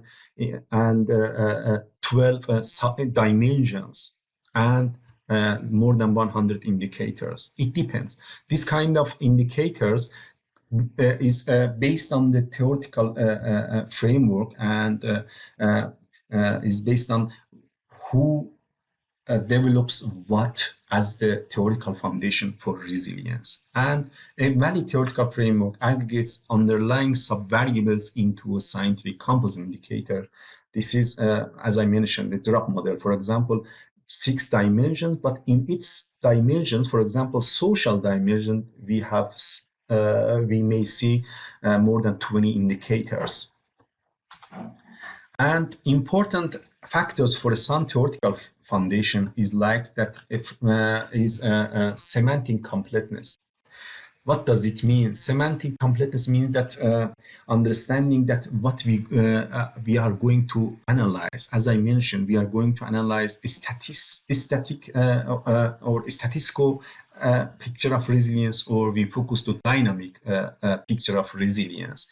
And you see here the distinction of these 2 metrics. As I mentioned before, maybe we call them conservative or transformative resilience. Therefore, semantic completeness of theoretical foundation matters.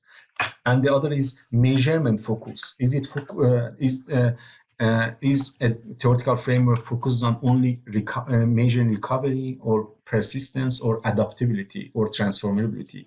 These are also important. The latest theoretical framework, as I mentioned, was mostly on transformative capacities. Therefore, measurement focus also is an important factor to go to the literature for maybe developing your own theoretical framework or adopting some theoretical framework based on your objective measurement focus.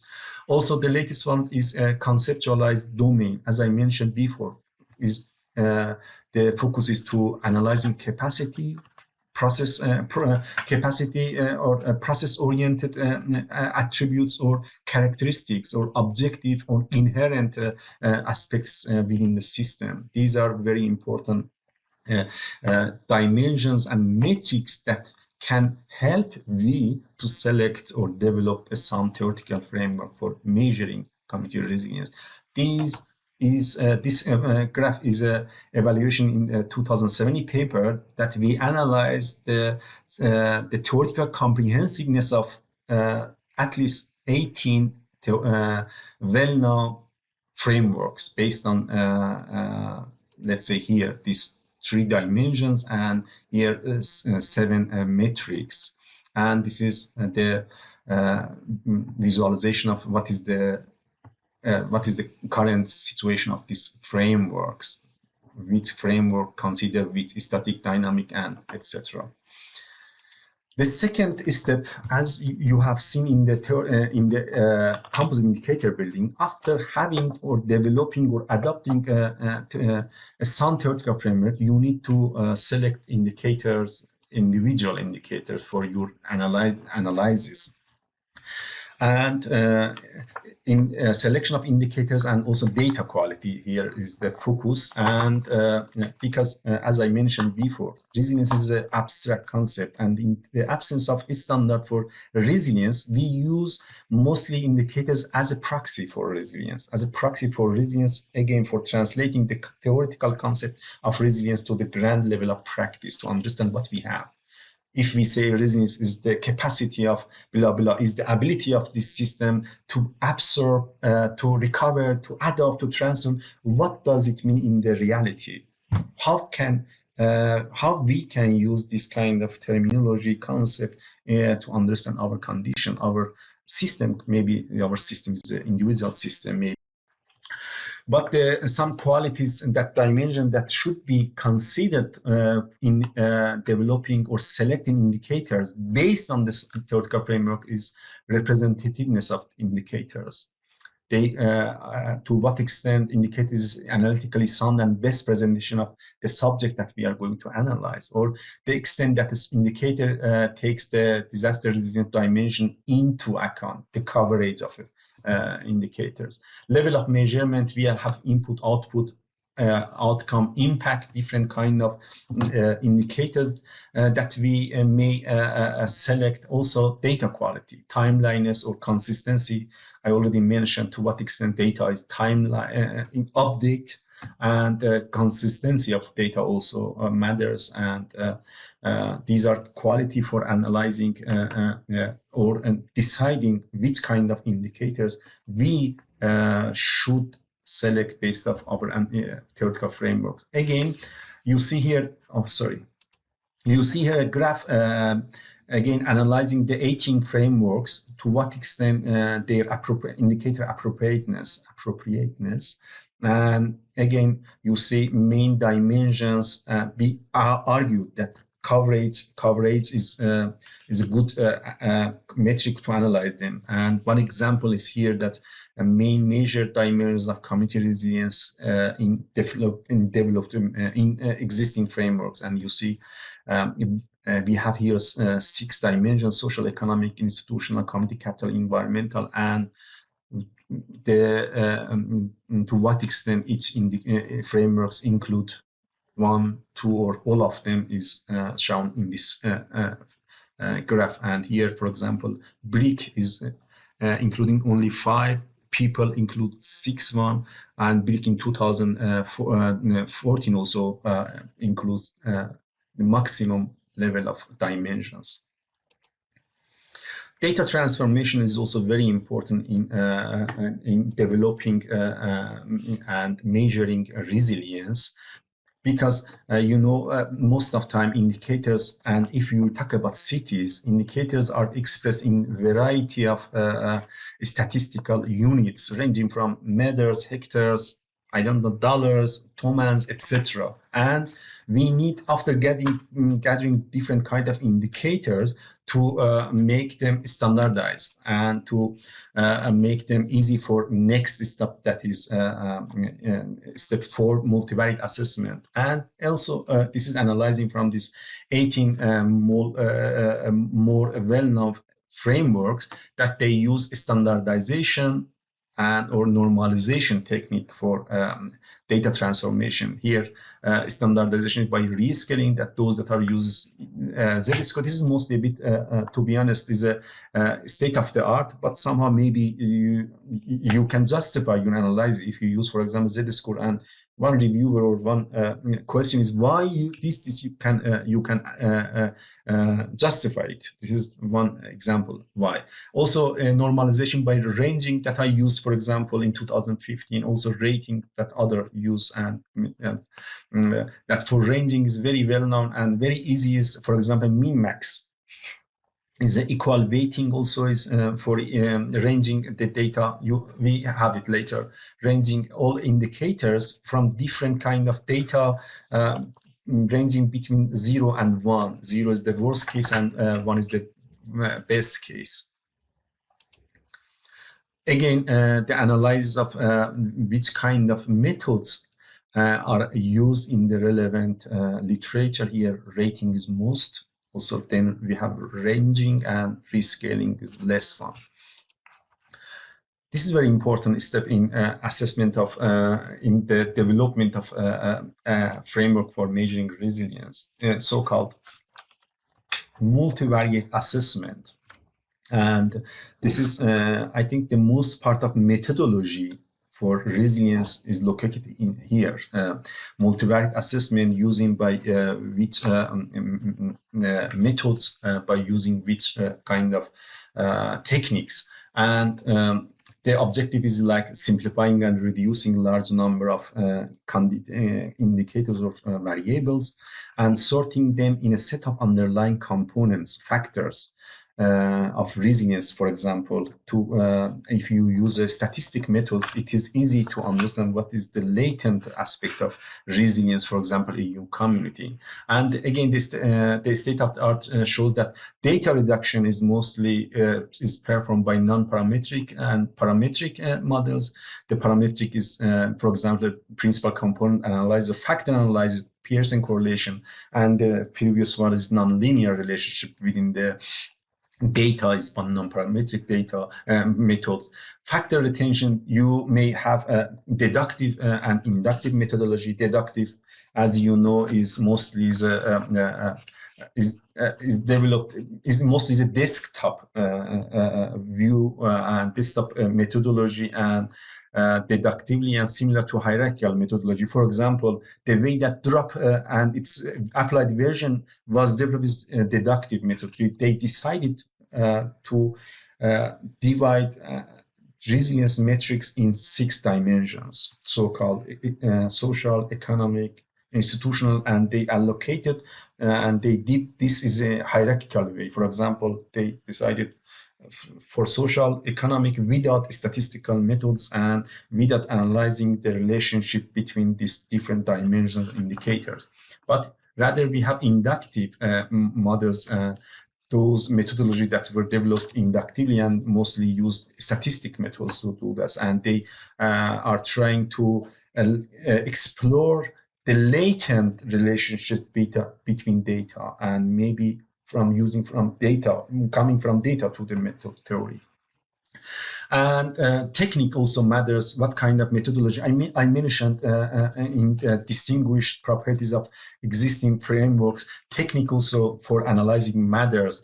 Is the analysis, is the assessment frameworks, the assessment tools are participatory, inclusive way, or it's non-participatory or desktop methodology. It is another important task, and this is the status quo of the existing framework. To what extent they are participatory, non-participatory, they are deductive or inductive. As you see, from 18, most of them is deductive. You know, deductive and desktop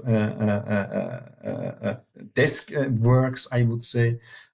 This is deductively and semi-hierarchical methodology, you know, and only 3 of them use statistical methodology to in their analysis for multivariate assessment. If we go to 4th step and 6th one is weighting and aggregation. I already talked about the importance of weighting, and I gave an example of what is the equal and unequal weighting. And here is the metric for analyzing and understanding to decide which kind of weighting, if after selecting indicators, after gathering data, after analyzing, you go to allocate relative importance for each indicators. Here, you would argue that you go to use equal weighting. It is independent in the literature, and it is methodology that allocated equal importance across different indicators. And you see some kind of very well known in the relevant that they use and they assessed resilience, and they allocated equal weighting for indicators. For example, Susan Cutter argues that for all US, they use this kind of equal weighting, and they say that we don't have enough information to allocate unequal weighting. I'm repeating the sentence. We don't have enough information to allocate different kind of indicators. This means that they don't know to what extent different kind of indicators can contribute to different importance for resilience analyzing. Is it true or not? It's again challenging topic. The second is knowledge driven, using expert or those methodologies that use normative. MCDM also we hear about MCDM method in assessing resilience is based on this technique. And data driven is mostly another technique for unequal weighting. Excuse me, this knowledge driven, data driven, and hybrid, these are unequal weighting. And knowledge driven is based on the objective ideas of or expert ideas in weighting indicators, but data comes from the interaction or the interaction between data in the literature. And for example, PCA, principal component analysis, is based on these methods. And hybrid is those methods that use the combination of both techniques, unequal, the knowledge driven and data driven. For aggregation, we have different kind of aggregation techniques. And again, why?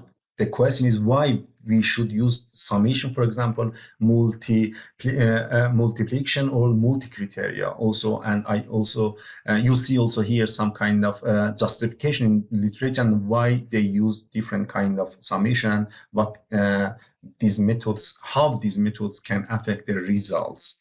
And again, the status of the existing frameworks, to what extent they use independent, knowledge-driven, and data-driven in the weighting, and also for aggregation, summation, or multiplication.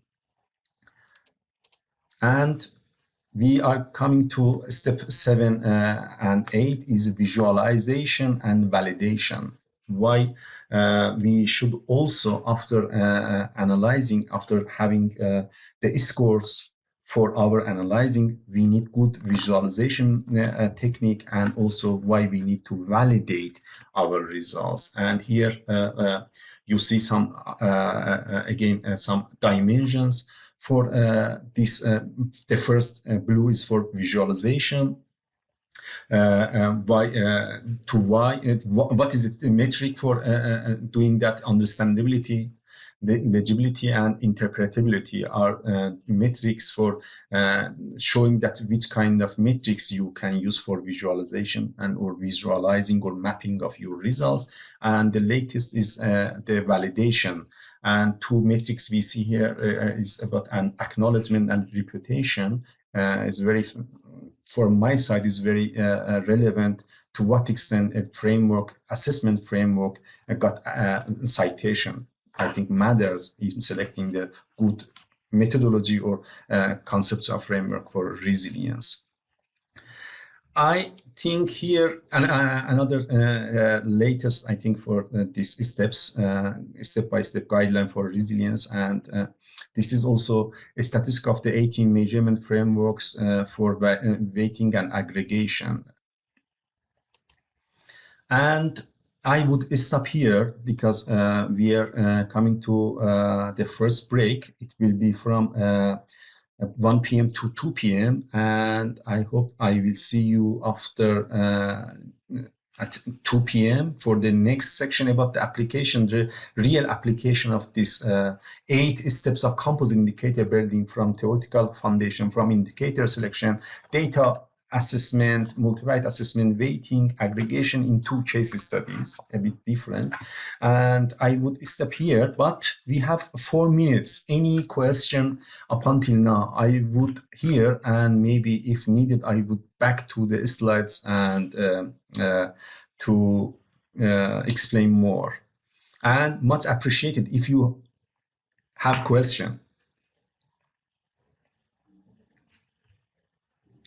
I think everybody, and this is a question from myself, everybody can speak and I can hear. Is it right? Maybe one can say yes and I hear.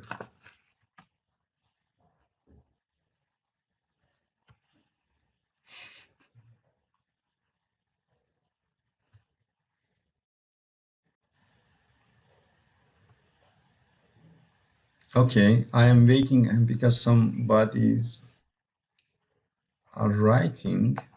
One voice. Hello. Hello. I will hear. To be honest, I'm interested to hear you. Please go ahead. Really? Hello. I highly Introduce appreciate yourself. your presentation, Dr. Asadzadeh. I'm Wahid What's your Shafai. name? Your Thank you, dear presentation was Wahid. Thank you. really Thank you. amazing I because hope also.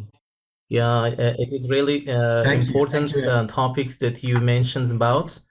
I just I just have Thank you very much. small Thank you. questions about the that you mentioned about the Yes. vulnerability and resilience, that you of course covered that in some part vulnerability are more vaster than the resilience, or in other concept resilience is much more bigger than the vulnerability.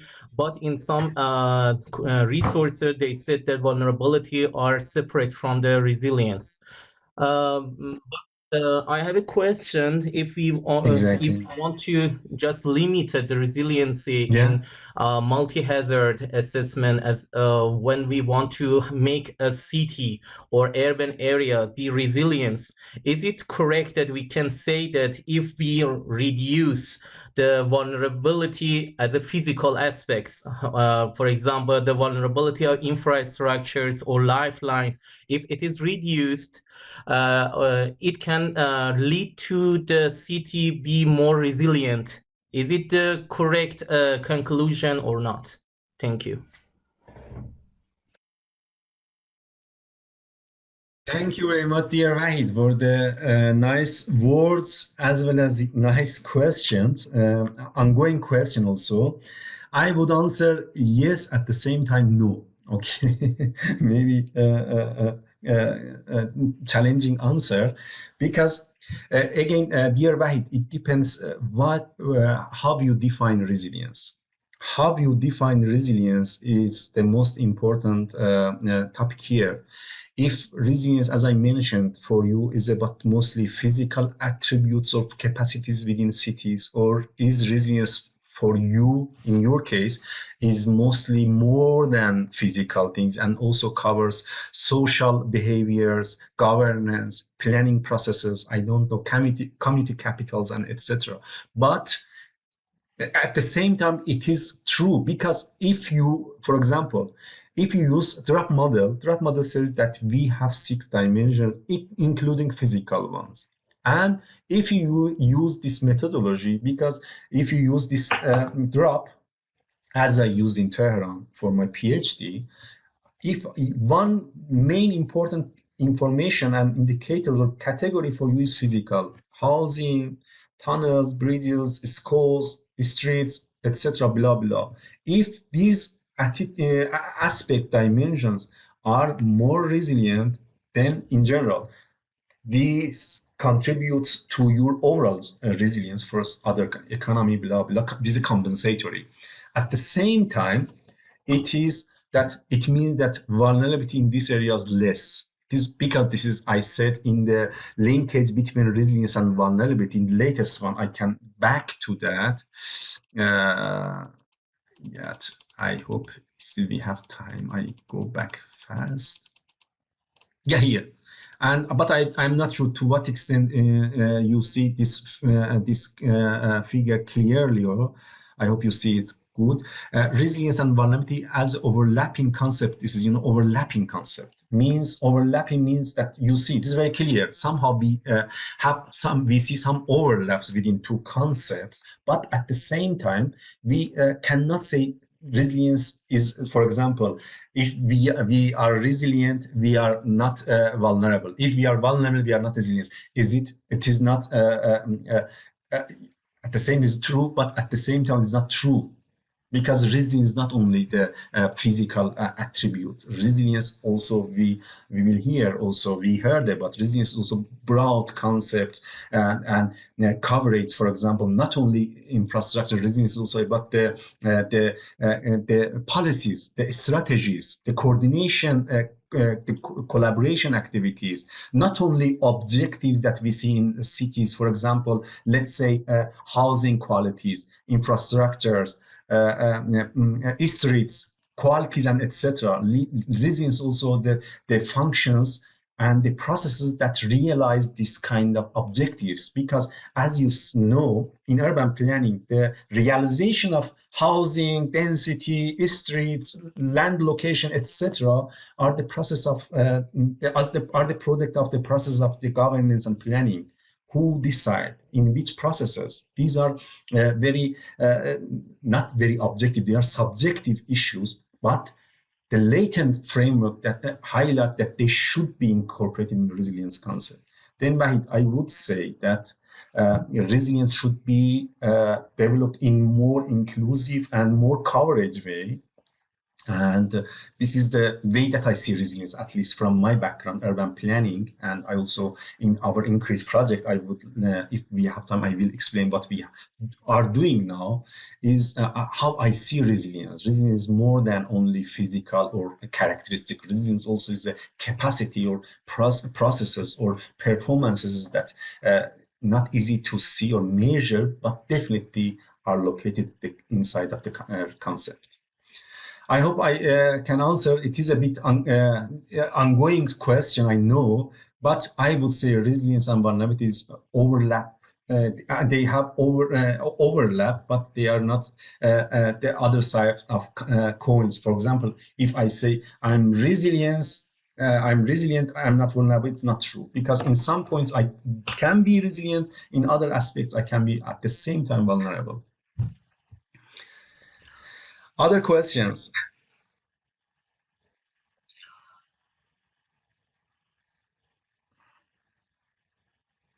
And before going to the break, maybe final question. Please, final question.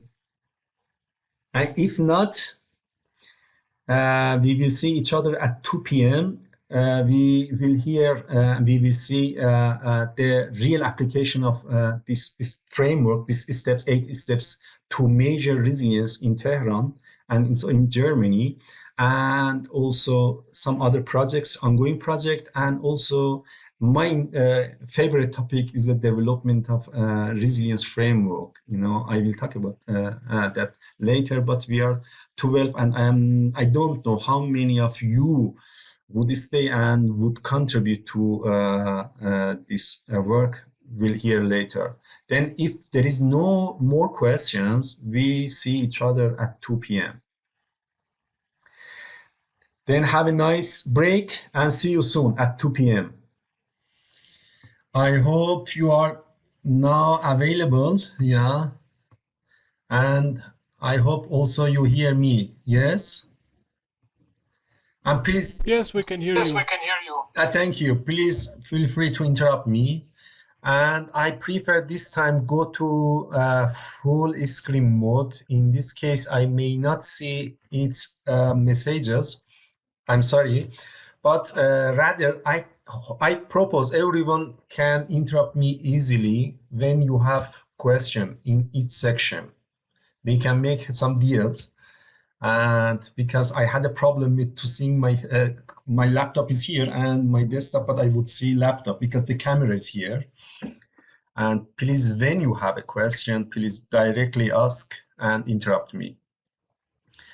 And yeah, I would go to the next part, case study applications, and is about two applications of composite indicator building in 2 different contexts, from Germany and from Iran. I would start with the case of seismic resilient city in Iran, a project from 2013 to 2016. To be honest, it was also part of my PhD thesis, and I'm happy to share some result here with you. What about the application of composite indicating in a real case study? This is one general map about the earthquake hazard map in Middle East, and you see Iran, the land of active faults. And also at the center, you see Tehran in a very small size, but this is the area, the city of Tehran, and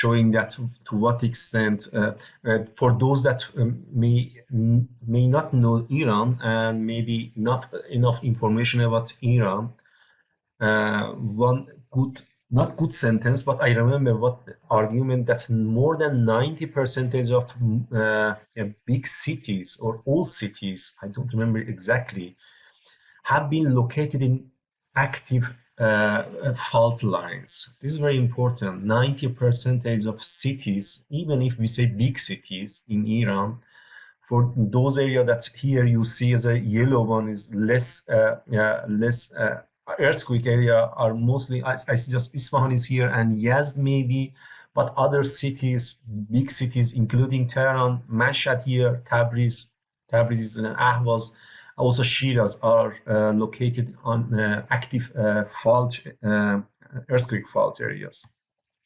The case study, as I mentioned, is Tehran city, the capital of Iran, and the city is the capital of the country, not only the political capital, also the capital of economy, capital of social activities, and I would say capital of everything in the country. A highly concentrated area, and the city includes 22 urban districts, or we say also urban regions, and each regions also includes some neighborhoods, sub-districts, and also neighborhoods. This is in Tehran, we have formal city boundaries are based on urban districts or regions and sub-regions, sub-districts. We say Mantaghe and Nahiye. And we have 22 urban districts and about 116 formal boundaries, urban sub-districts. The capital with about 15 million population living in 360 urban neighborhoods. As I mentioned, 116 sub-regions or sub-districts and 22 urban districts or regions. And I recently heard that the number of urban neighborhoods again changed, but doesn't matter. The study that I did in 2015, it was like in this classification, in this boundaries, 368 neighborhoods. And about the reason why the case study is very important for analyzing the seismic resilient level is I here have again I already mentioned about the Swiss report, and Tehran was reported there as one of the most prone cities regarding to main natural hazards. Here another statistic saying that the city ranked as 6th with regard to people potentially affected by natural hazards and working days lost, two categories that Swiss considered in 2013 and ranked the city as the 6th more, let's say, hazard-prone areas in the world. And another statistic from TDM, Tehran Disaster Management Organization, if I'm not mistaken, analysis says 1 million can be killed, hopefully not, if an earthquake like the Haiti earthquake in 2010 shakes the city.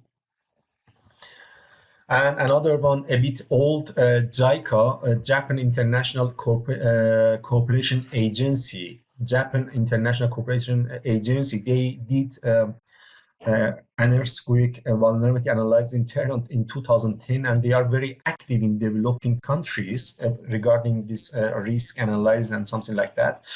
And but this is the exact number I have from their analysis. They estimated near 500,000 can be killed, and more than 65% of building destruction with a 6 to 6.8 magnitude earthquake in Tehran. Another very bad information on Tehran and its vulnerability to not only earthquake, also we did here in our group another resilience assessment regarding the flooding. I don't have here today, I focus only on earthquake hazard, but Tehran is not only unfortunately and sadly not only on earthquake, on very recent is also land subsidence in southern part of the city. Also in our increase project, we talk about that when we are developing scenarios,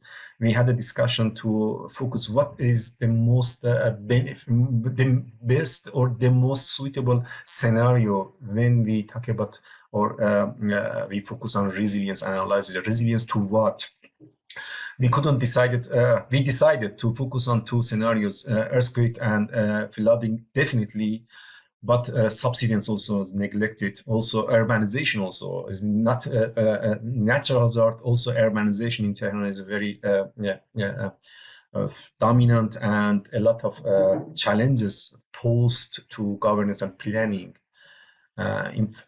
Informal settlements in the mostly in the southern part of the city, and development in hazard-prone areas. These are the background of the rapid urbanization, mostly during the last 40 years ago. I would say Tehran is an interesting city, and why the argument why the city has been selected for analyzing the resilient level against earthquake hazard.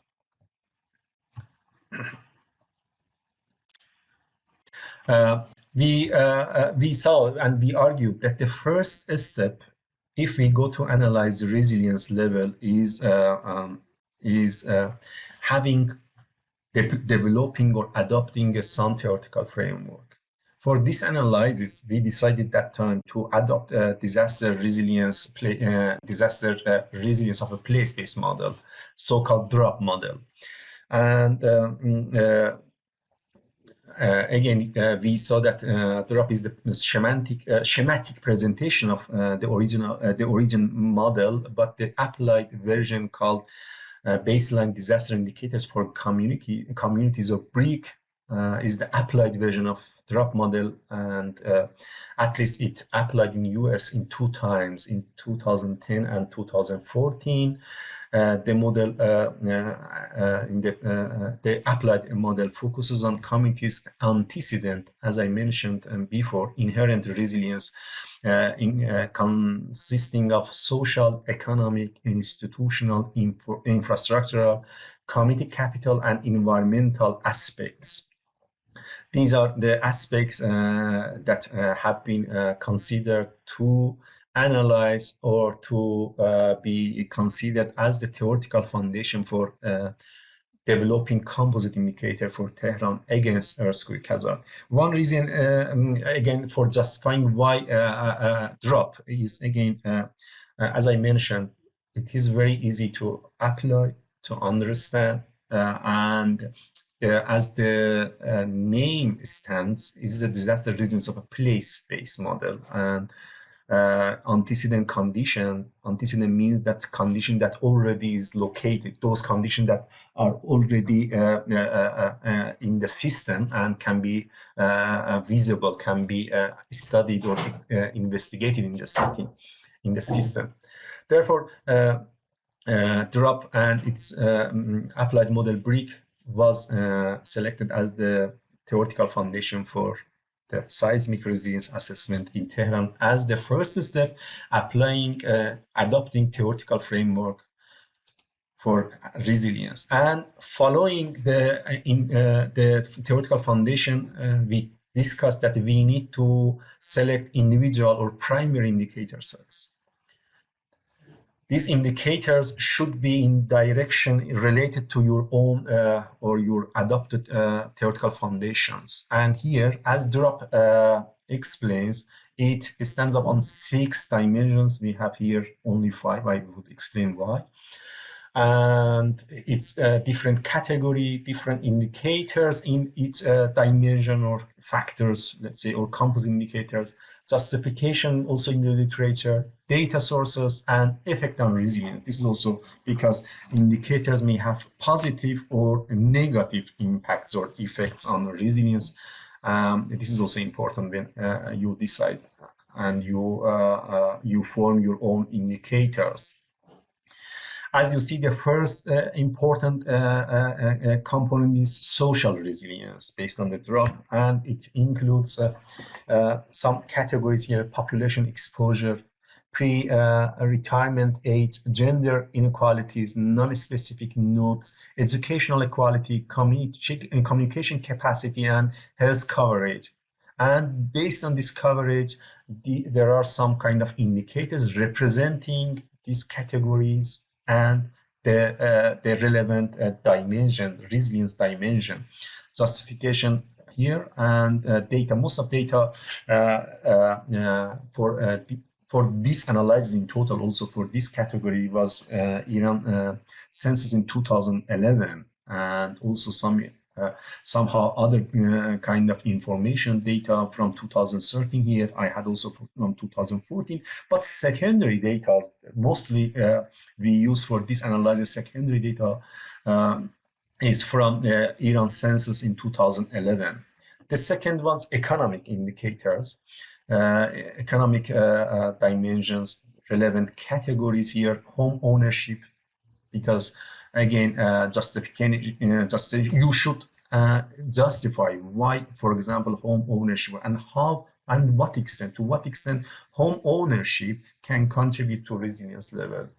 If you can justify, mostly adopting from the literature, good literature, it's possible to justify and adopt, and somehow you make some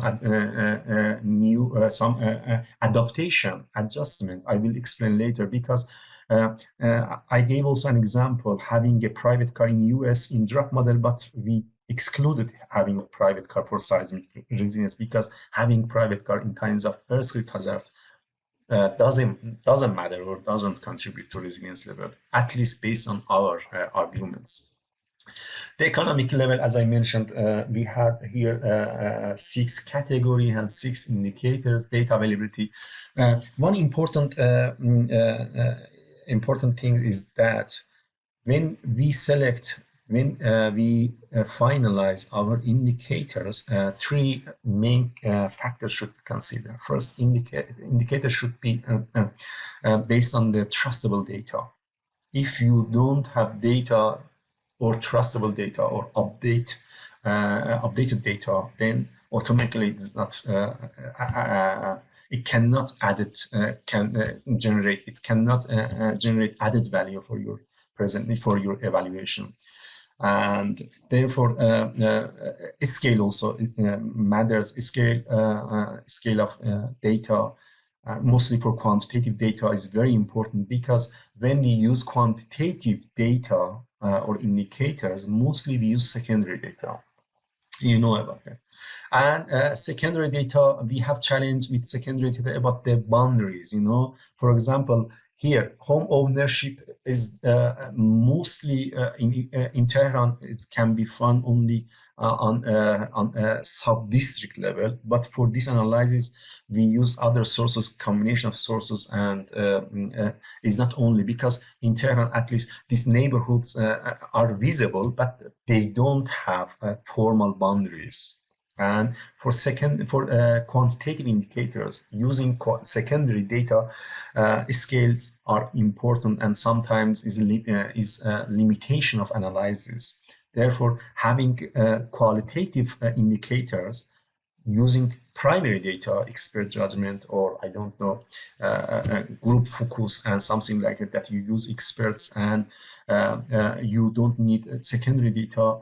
In this category, even we can go to smaller scales, and therefore I would say sometimes using qualitative indicators can be an added value for analyzing resilience, not only on the concept of resilience, because I argued qualitative data for performance and progress, capacity-based resilience, and quantitative data for inherent conditions, characteristics, objective indicators, and also for scales. These are different indicators in the relevant literature, not only based on the type of data, also based on the focus of analysis. We had also institutional the third category is institutional categories and the indicators. But in theory, there are several indicators for this one. Again, the limitation of scalable and available and trustable data caused to sum up with two only indicators for this one. But it is very important in resilience analysis, and to be honest, lack of indicators for institutional was in my idea, was one of the main limitations of this analysis. Rather, we had good indicators for infrastructure and housing. And this is very important because the context was earthquake hazard, and earthquake hazard mostly we talked about the with capacity for resilience. And for earthquake hazard, to be honest, coping capacities, absorptive coping capacities, saving lives, to understand to what extent housing, transportation system, streets, tunnels, bridges, metro station, etc., can tolerate, absorb, and resist against the earthquake shock matters, and it is very important. Also, we acknowledge the importance of other kind of capacities, including adaptation, transformative for future one, learning for future scenarios, for future times. But at the same time, we are talking about the lives, human lives, and economics, and these factors, these dimensions, infrastructures and housing is very important one. And here, I think we had 2, 6, 8, 9 categories and indicators. And I have also some other sub-indicators. This is somehow, I would say, adjustment of drop model in our case, because for two reasons. We adopted drop model as a theoretical foundation, but we didn't go step by step by its own indicator set. Why? Because the context is different.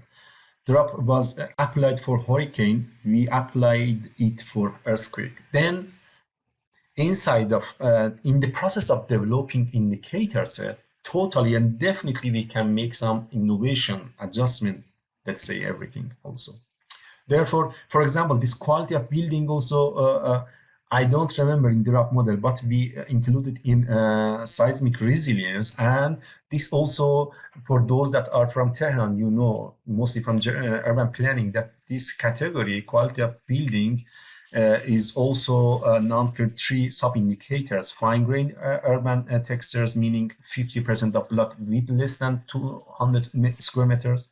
Inaccessibility of texture, more than 50% of ways less than 6 meters. This is very important in time of relief emergency and access to neighborhoods, to plots, and etc. And also instability of textures, 50% of blocks with unstable or less quality materials, let's say. These are 3 dominant categories or indicators to define quality of building in Tehran, at least, and in Iran, I think. And very important when analyzing resilience, and we included in our analysis. And finally, we had community capital, social, including 6 categories: social capital, satisfaction level, place attachment, social capital, participation level, and social another social capital here, but different kind of indicators. Ratio of I don't see here. I go to the second desktop. Ratio of attainment, land use, and the other one was religious and cultural organization. You know, again, it depends to you how you would justify the selection of different indicators with these kind of levels. And if you use from literature also, you would say, for example, blah, blah, use this one. You need also to justify why you need. It's not enough only saying X, Y, and literature or reports used it and I use it. You should link it to your context. These are primary indicators, and I mentioned at the beginning of this slide, we excluded, we don't have here the environmental aspect, environmental dimension, rather while drop has it. Again, the problem of data. That time in 2015, we couldn't find trustable data, because another reason for this is the scale of analysis. We focus on neighborhood level, neighborhood levels, and the data was not available.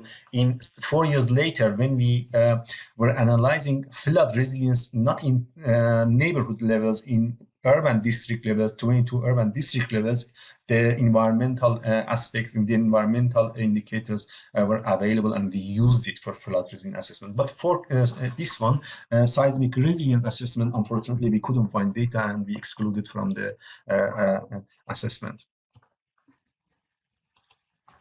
After gathering data, I mentioned the source of data. We needed to transform data, and I mentioned already why we need to transform data, mostly for to linearize the existing relationship among indicators.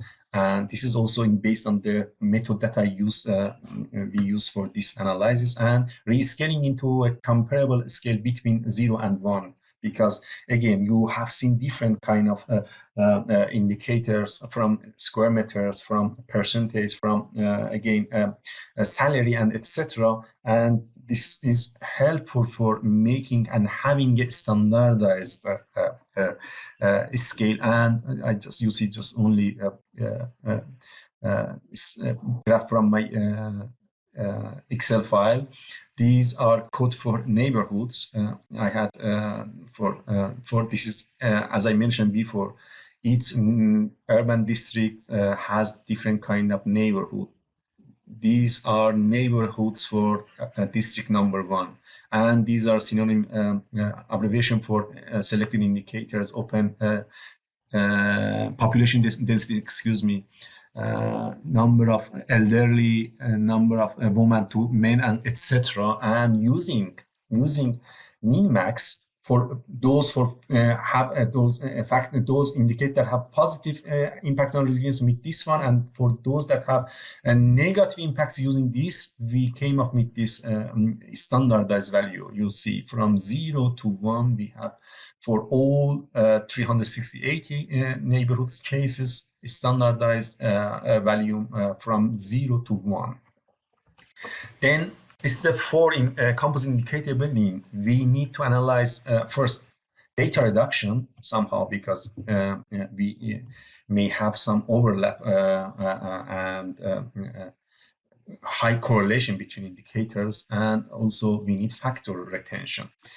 In this step, we applied principal component analysis. It is a part of factor analysis. Factor analysis in the literature, we have confirmatory factor analysis when we have no assumption about the objective that we are the object that we are investing or analyzing.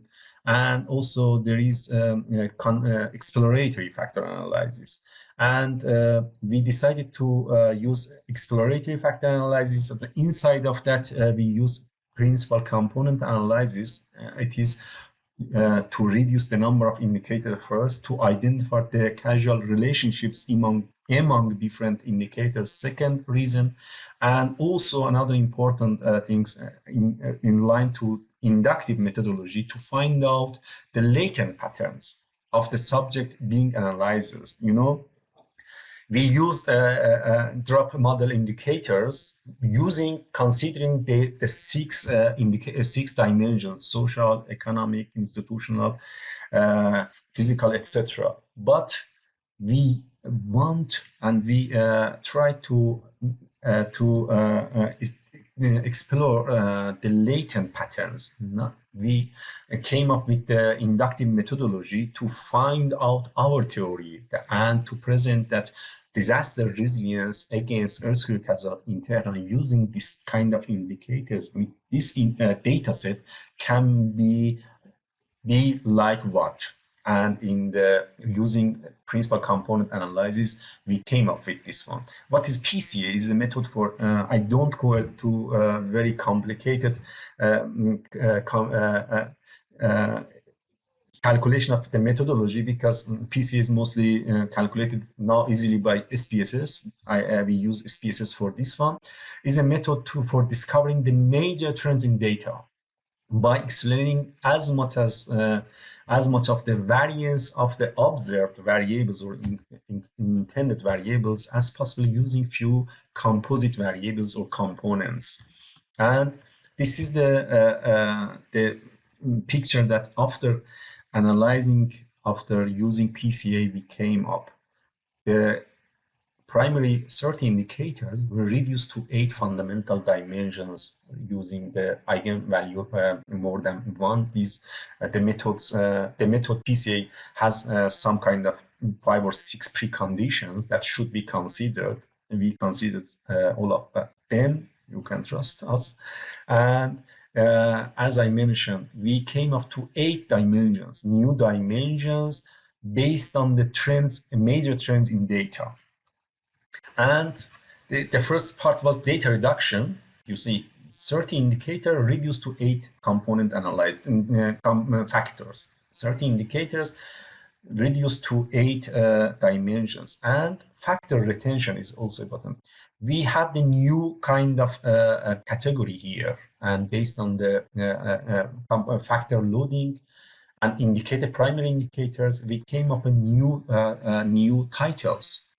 And this is up until here, everything is statistic, but naming this new dimensions are subjective, and we decided based on the indicators here and their nature, we decided to name the first component for analyzing resilience in Tehran, built environmental social dynamics, looking at the nature of these indicators. The second one was including 5 indicators, urban land use and dependent population. The third one was social cultural capacity, again, life quality. Other category was open space, number of schools, number of non-built up areas, and we decided to name this category with open space. And the other is social capital, satisfaction from local council participation, also percentage of social trust, and we name it social capital. Other is emergency infrastructure, and the latest part economic structures. Then by using the PCA, principal component analysis, we reduced 30 indicators to 8 factors, and we came up with new dimensions. In drop, we had the dimensions, 6 dimensions were developed deductively, but here we came up to 8 new dimensions that were developed inductively using statistic methods by deep look on the data, the trends on the data. The next step in factor analysis, in composite indicator was weighting of indicators, because different kind of indicators we have in resilience, and here it's also visible. We have different kind of indicators you see here, but we have to know what is the importance of each indicators in terms of seismic resilience. Does this indicator contribute to resilience same as this one? The question is very important question, and as I mentioned, in most of assessments, equal weighting is allocated to weighting process because it is very easy. It is very easy. You say, for example, using min max, you can range all indicator from 0 because it is less value and 1, and you can also go ahead with this calculation and it's equal weighting. But to be honest, when you are talking about the complex concept such as resilience, including different kind of indicators in different contexts, and also very easy to understand in my point of view, when we talk about seismic, the importance of the importance of quality of building should not be same with the importance of having private car, or I don't know, having I don't know what else I can compare. Other factors are also important, but some indicators are very important. This is why, for example, for quality of building, we have new building code in Tehran, at least I think in the whole country, that should be observed now, and it is very rigid. And then by arguing that resilience in Tehran, and includes different kind of indicators, and different indicators contribute to different level of resilience. We use unequal weighting through through a hybrid principal component analysis and analytic network processes. This is, I know, is a very, very complex one, and several times when I am teaching here for master students in geodetic engineering, also complex for them, but the logic also is like that. When we used principal component analysis, you have seen that we had some kind of variance, factor loading, coefficient between indicators, and we try to use this kind of, because PCA also is to analyze the interaction between data, and its logic was to focus on the trends on data. And we combined this PCA, the numbers that we obtain from PCA by analytic network process, also AMP, to have a unequal weighting for each indicators. What is AMP? Also, you may have heard about AHP, the previous one, analytic network process. Here you see this is the hierarchical one, and in AHP hierarchical structure, AHP hierarchical analytic hierarchical process, the different levels are analyzed and assessed separately. They, in principle, they are not related to each other, but rather in AMP, analytic network process, each levels are compared to each other. Their interactions are compared, and in resilience is also important for us to understand, for example, the interaction, the importance of dimensions to each other, not indicate, also dimension to each other, with dimension more important. Therefore, this is the very well-known definition of AMP that Professor Saati presented, introduced first both of them in 1980 AHP, and later in 2000, if I'm not mistaken, 2001 maybe, AMP. This is the updated one, at the same time a bit complex one, analytic network process. But for our analyzing, this process weighting includes two steps. First, model construction and problem structuring. From the PCA, we had 3 levels. Our aim was disaster resilience index against earthquake, and we identified 8 latent dimensions you have seen, and we named it with this kind of names, 8 factors, different names, and each dimensions here. Each dimension has different kind of indicators, and by using AMP, we would go to analyze their interaction as well. Therefore, the first step was model construction and problem structuring, and the first, as I mentioned, is overall objective of the study. The second was 8 dimension of disaster resilience in Tehran, and the third structure was independent variables in each dimension.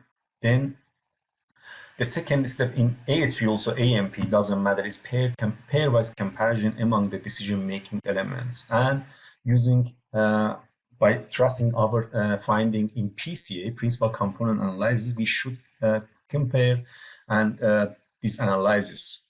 And normally I should explain that this is this pairwise comparison is done by Saati's 1 to 9 scale, so-called Saati's 1 to 9 scale, different kind of numbers we see with different kind of definition, and each indicators are compared to each other. But here again, we have another innovation, let's say, and we use, because another one limitation of AHP AMP is like that they use mostly experts' idea, subjective opinions, and this is challenging because if we are experts, if we assume that we are experts of resilience, and if we ask here right now our opinions about these indicators in terms of resilience in Tehran, we may not have same opinion. You know, maybe I say the importance of this to this is, for example, 7, you say 5. Other says 1, 3. Different numbers we may see, and this produces inconsistency in judgment. To avoid to tackle these gaps, we used again some values, objective values that we got from the PCA, and here this vector is calculated by amount of variance that we had in the PCA.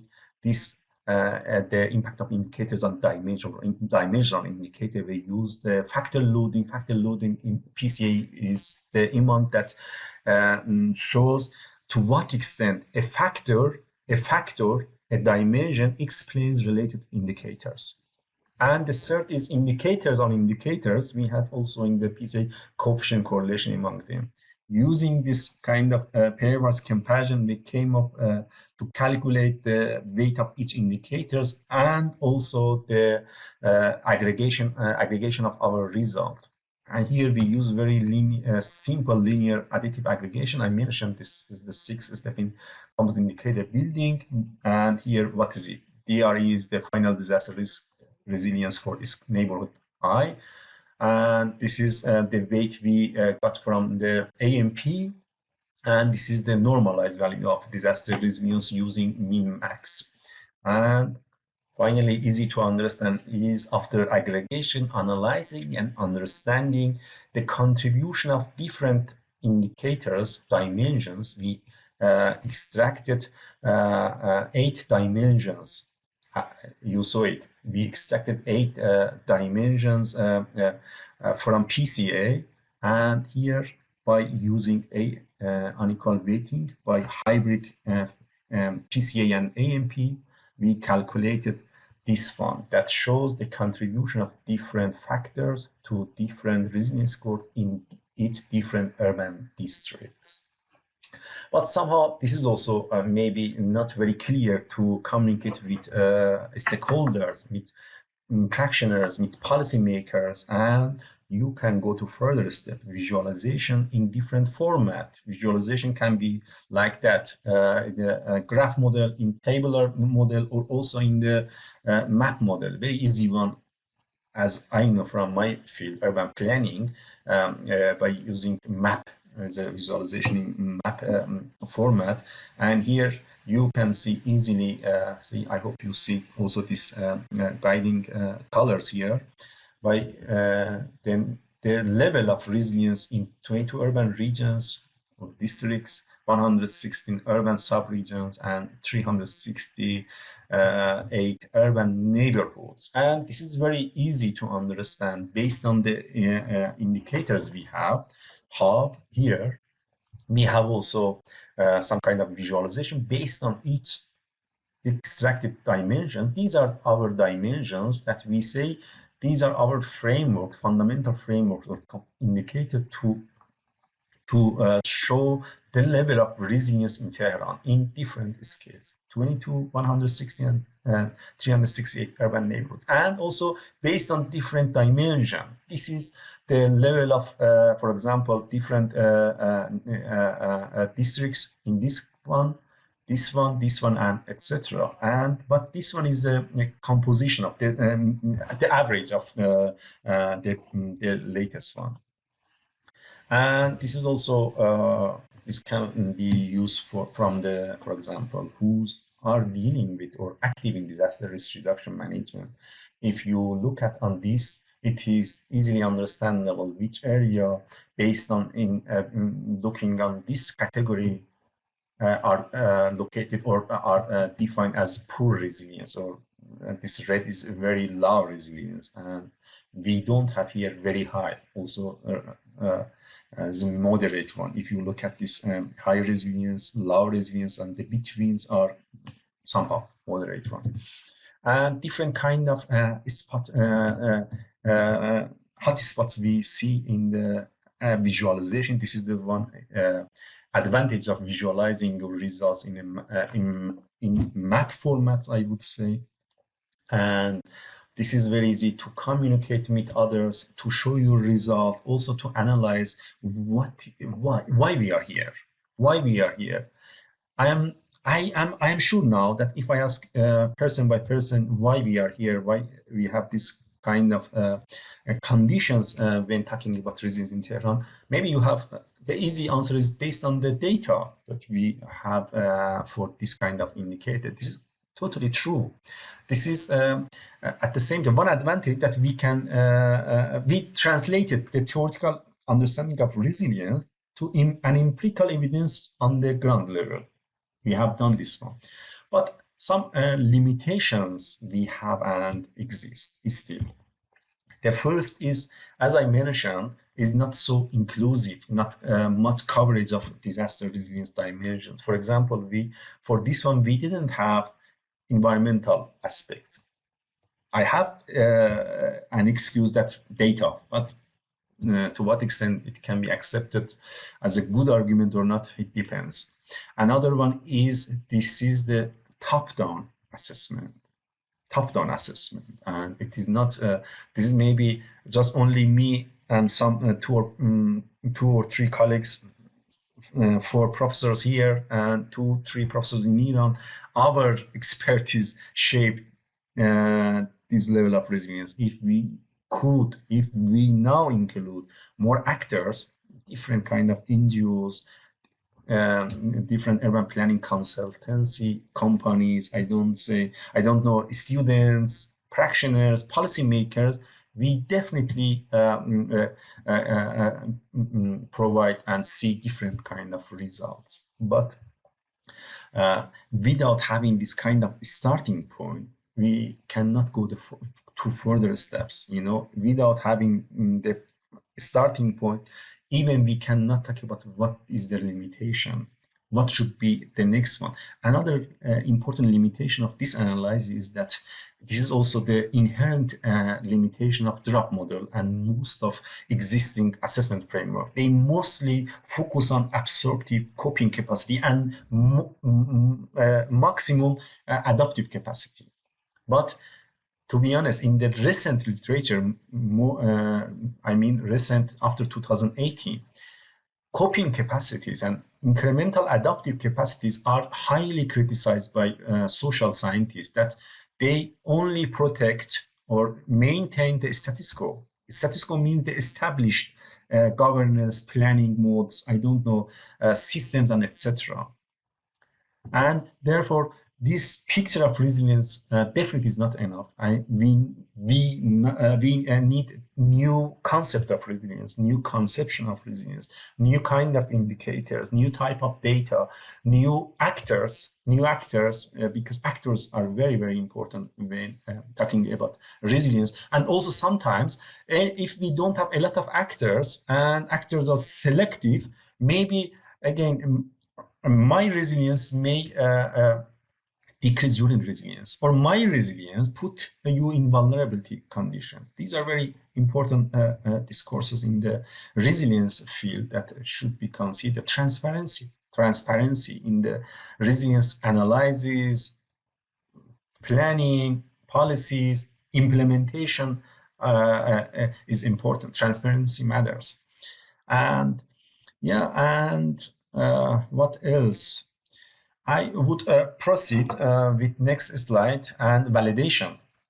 Okay, we have some kind of good visualization, but one question can be like that: to what extent these 2015 mappings are the representation of real world, real life in Tehran, in its districts, sub-districts, and neighborhoods?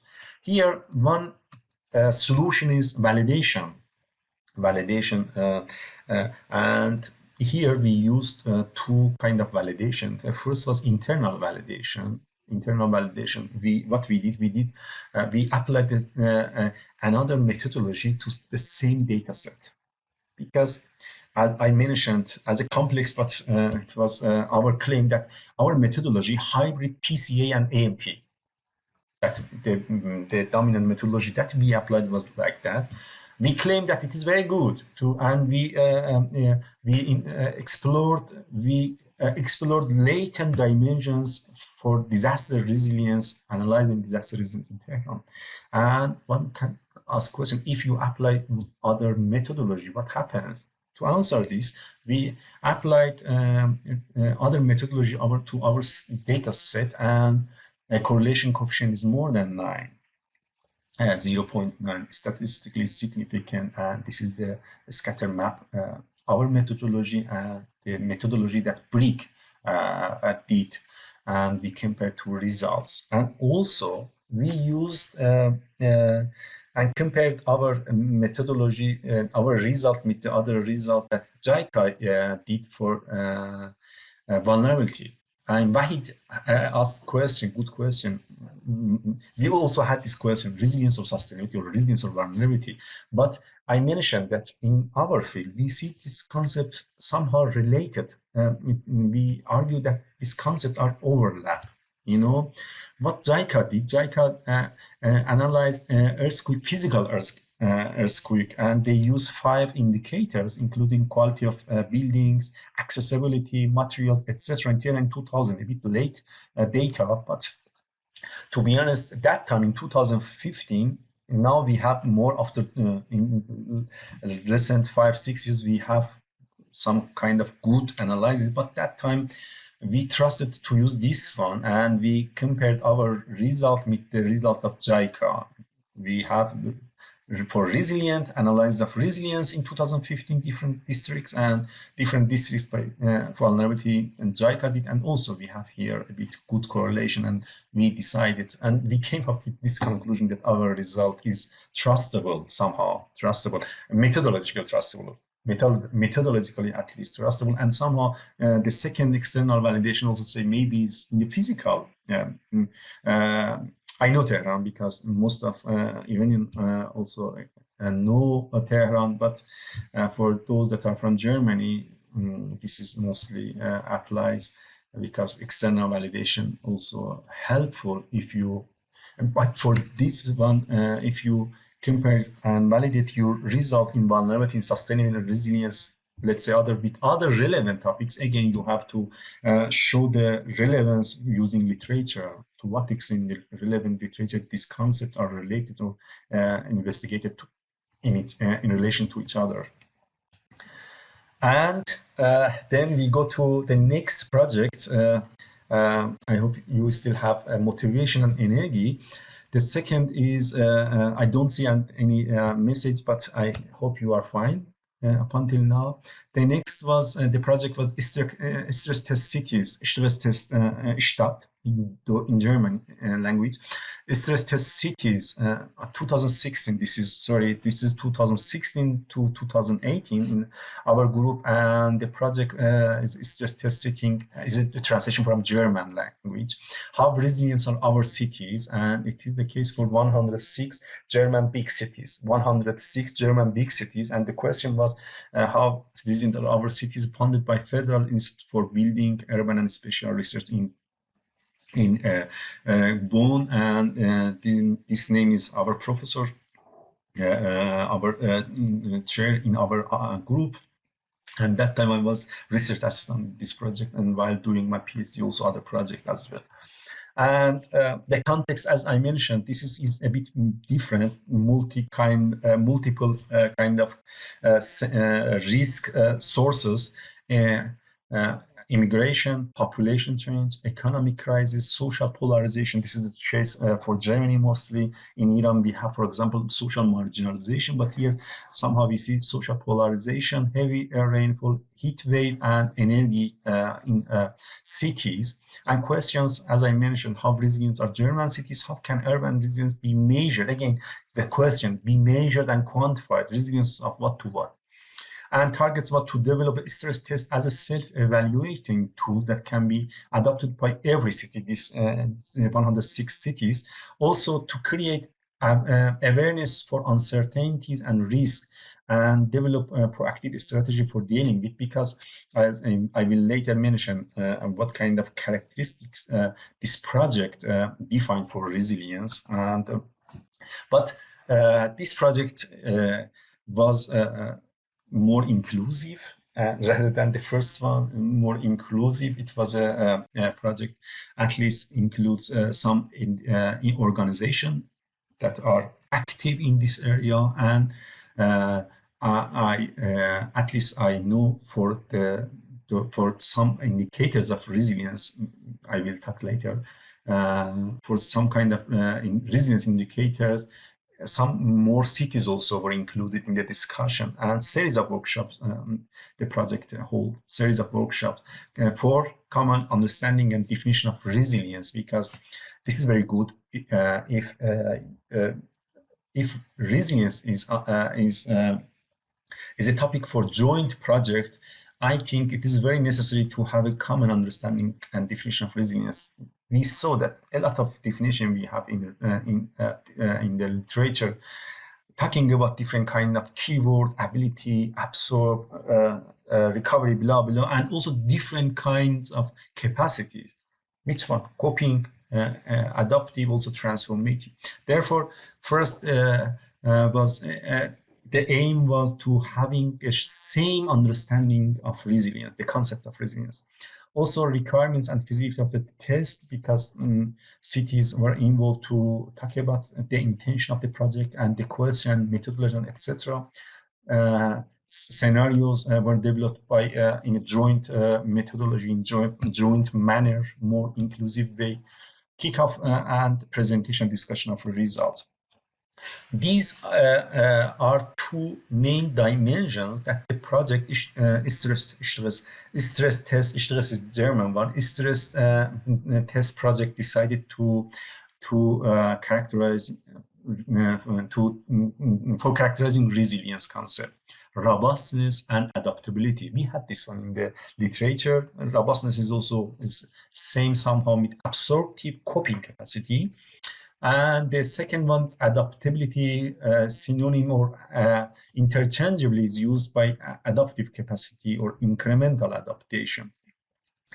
And some categories for each one: for robustness, diversity, redundancy, multifunctionality, recoverability.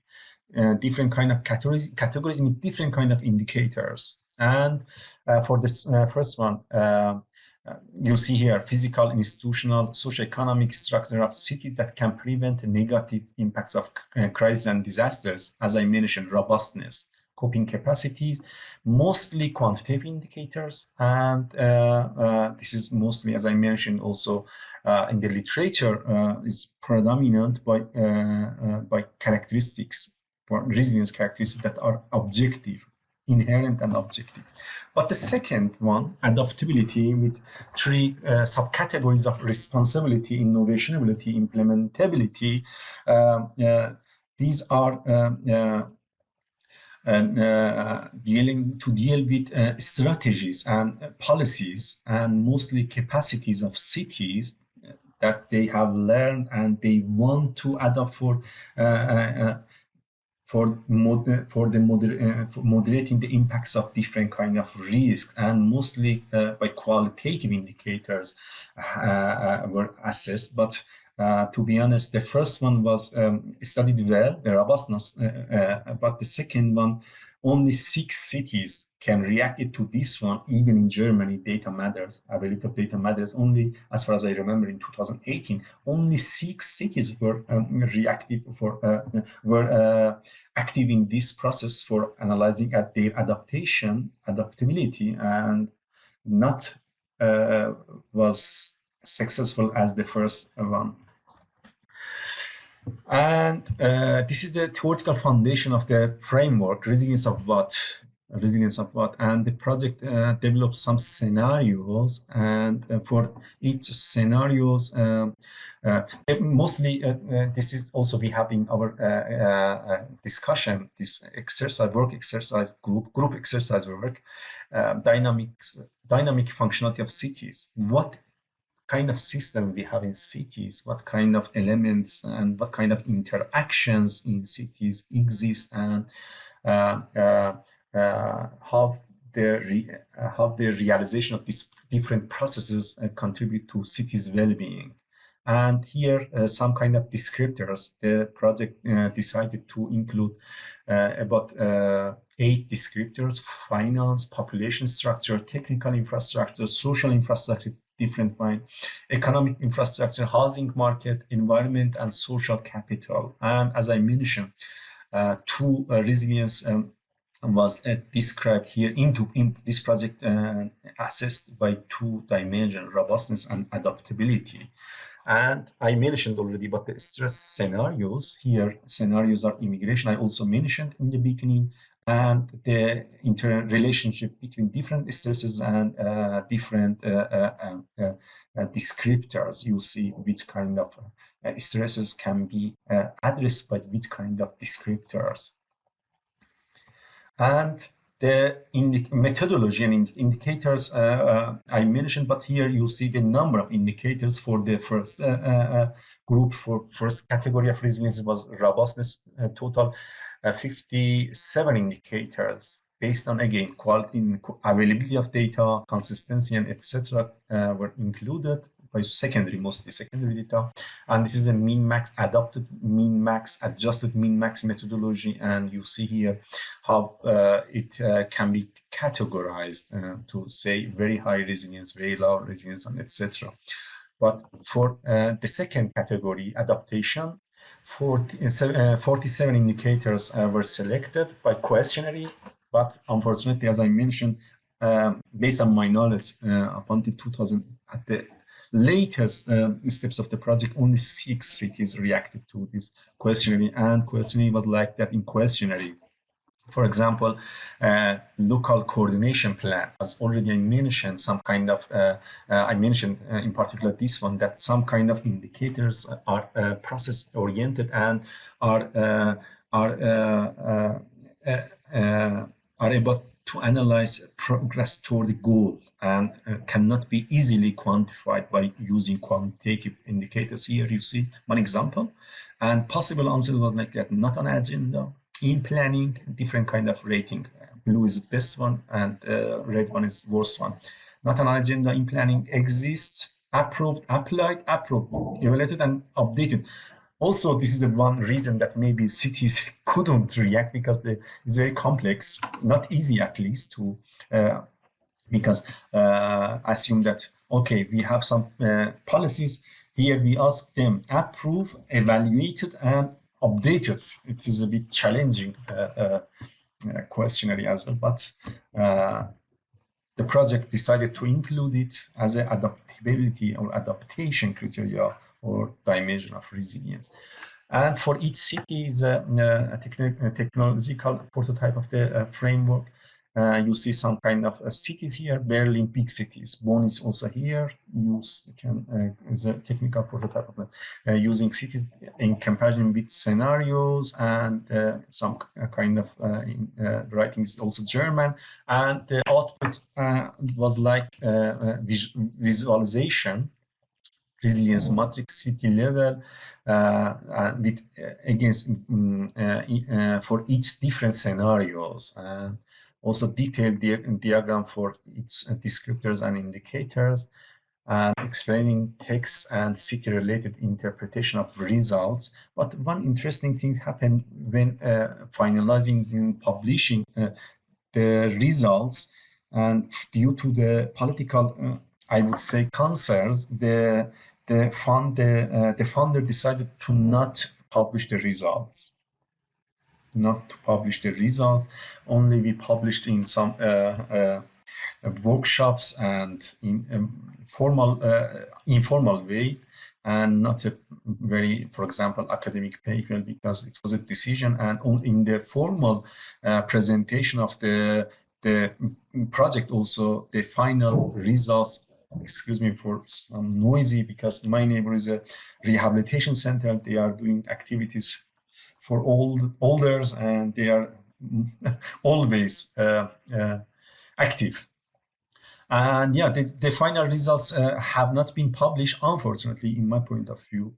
But here you see for the scenarios for social polarization, using 3 sub-indicators. And this is the aggregation result, aggregated results for social polarization indicators in Germany and in these 106 German cities. Yeah, this is the methodology was a bit different with the first one, but the logic was like that, having a theoretical theoretical framework to start what is going to be analyzed. What is going to be analyzed in the context of multiple risks in Germany, also in the first one about the risk against risk group. This selection of indicators based on your theoretical framework in both projects we have seen that that different kind of indicator, but in relation, in direction to theoretical framework were selected and were articulated.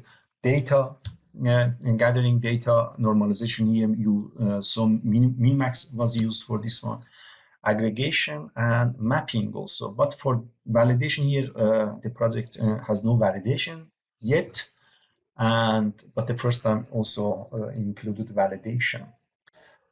If I conclude this section before going to some other aspects, because I would also present two slides about our joint project with Iran right now. What key message, what kind of key message we can derive from these discussions? A lot of message, a lot of conclusion can be explained and concluded here. But I would say and argue that the first one, the empirical studies are still necessary to advance our understanding of what is resilience, what contributes to resilience, and in both countries, in both cases, what kind of interventions are needed to enhance and build resilience. Because if to be honest, I still believe that even with law quality, sound methodology also, our understanding of resilience can be strengthened. Because every empirical studies, every empirical application of every theoretical framework can have and can create added values, including maybe indicator sets, maybe new methodology for weighting, new weighting, new assessment inside. Because not only concept added value, also methodological added value can be discussed and also can contribute to broad literature, in my point of view, because we need this one. And also argument is like this: if you go to second one, developing composite measure must include new data and methods, integrating both top-down and bottom-up, because most of, at least in the literature, most of assessments are top-down, unfortunately. In our paper 2017, analyzing 18 more well-known indicators, only 3 assessment frameworks have been bottom-up, and 15 ones were again top-down. And this is in contrast that what we mentioned and argued: transparency in the resilience development, assessment, measurement, application, and etc. Also guiding principle. And this is very important also because also very critical when we decide to select some indicators for our analysis. Maybe it is crucial or can be criticized because this indicator can have negative effects on others. If the scale is neighborhood, maybe to other neighborhood. If the scale is on district, maybe to other scales. One example I would say here, in different kind of policies can generate different pathways to resilience. Because, for example, Professor Zebardast, maybe some of you know, he's a professor, full professor in University of Tehran, and he's a full professor of urban planning. He analyzed the reason, the background of formation of or marginalization of urban poor in Tehran. Why this kind of informal settlement, mostly in southern part of the city, were formed. And he came up with the result that one important reason was the so-called formal regulation of land use planning. what is the antonym for flexible? Inflexible and rigid, let's say, land use regulations and land use zoning contributed to formation of informal settlements in Tehran, at least during last 30 years, 40 years ago, because it is very easy to understand. The city decides, and the master plan, the detailed plans that decides, for example, to give only permission for plots that has have only have more than 200 meters. If I'm not mistaken, this is for Tehran. But somehow, if as a citizen in Tehran, I have no lot of money, I have no financial capacity, it is automatically I'm marginalized. I have to go to outside, and this is the very easy example of how formalizing, how regulating policies, strategies can have adverse effect. It is not maybe it's very fast, very easy to understand or easy to see. It takes time, maybe decades, but unfortunately it was visible, and sometimes it is the case for most of developing countries, for mega cities, at least in the developing countries. Like if you are talking about Istanbul, Cairo, Tehran. I had also one presentation from master student from Delhi in India. The third one, resilience measures should consider both quantitative and qualitative indicators. We discussed about that only because new resilience concept necessitate new kind of capacities. Only relying on coping absorptive capacities and also adaptive capacity. Adaptive capacity is very good because adaptive capacities are proactive one, but it's still it is incremental. It is medium term, and in the literature also it is criticized in the literature that incremental adaptive capacities can generate maladaptive pathways, and we as researchers or policymakers, practitioners, we need new conception of resilience, and this conception definitely and ultimately should be translated by using quantitative and qualitative measures to the ground level, and therefore quantitative place-based or inherent-based and qualitative performance-based indicators are very important for resilience. And also spatiotemporal aspect of resilience are necessary for understanding where we are and where we go, because we argued that we should have a starting point. If we measure our cities right now, at least we have a starting point. If we measure the resilience of Bonn city right now in 2021, after 1 year, based on our methodology, based on our indicators type, data availability, data type, we can go next 6 months, next year, next 5 years, and etc.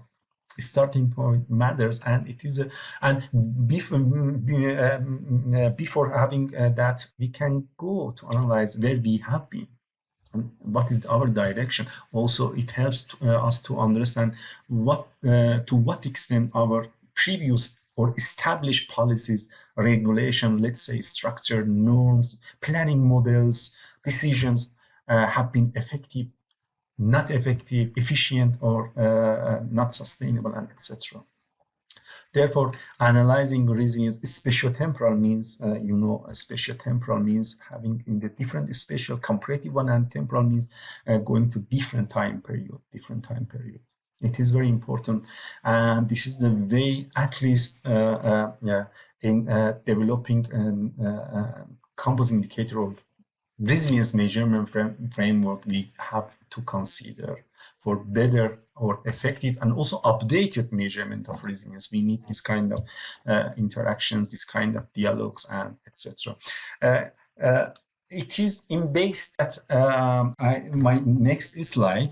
This is, I have here two presentation because Professor Fekete at the beginning mentioned about the joint project that we are working at, how worked. This is the INCRO project. In 2018, we developed a proposal with Professor Pekete. I'm based on Bonn, University of Bonn, and he's the professor at THK Technik Hochschule Köln, if I'm not mistaken.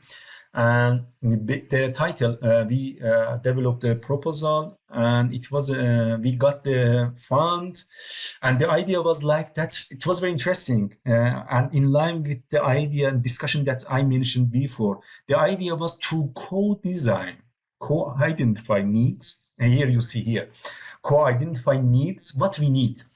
What co means, jointly, more inclusively, not exclusively. Co-design solution and prioritize actions, what we need to address our gaps. And it was a 6 months project and definition phase.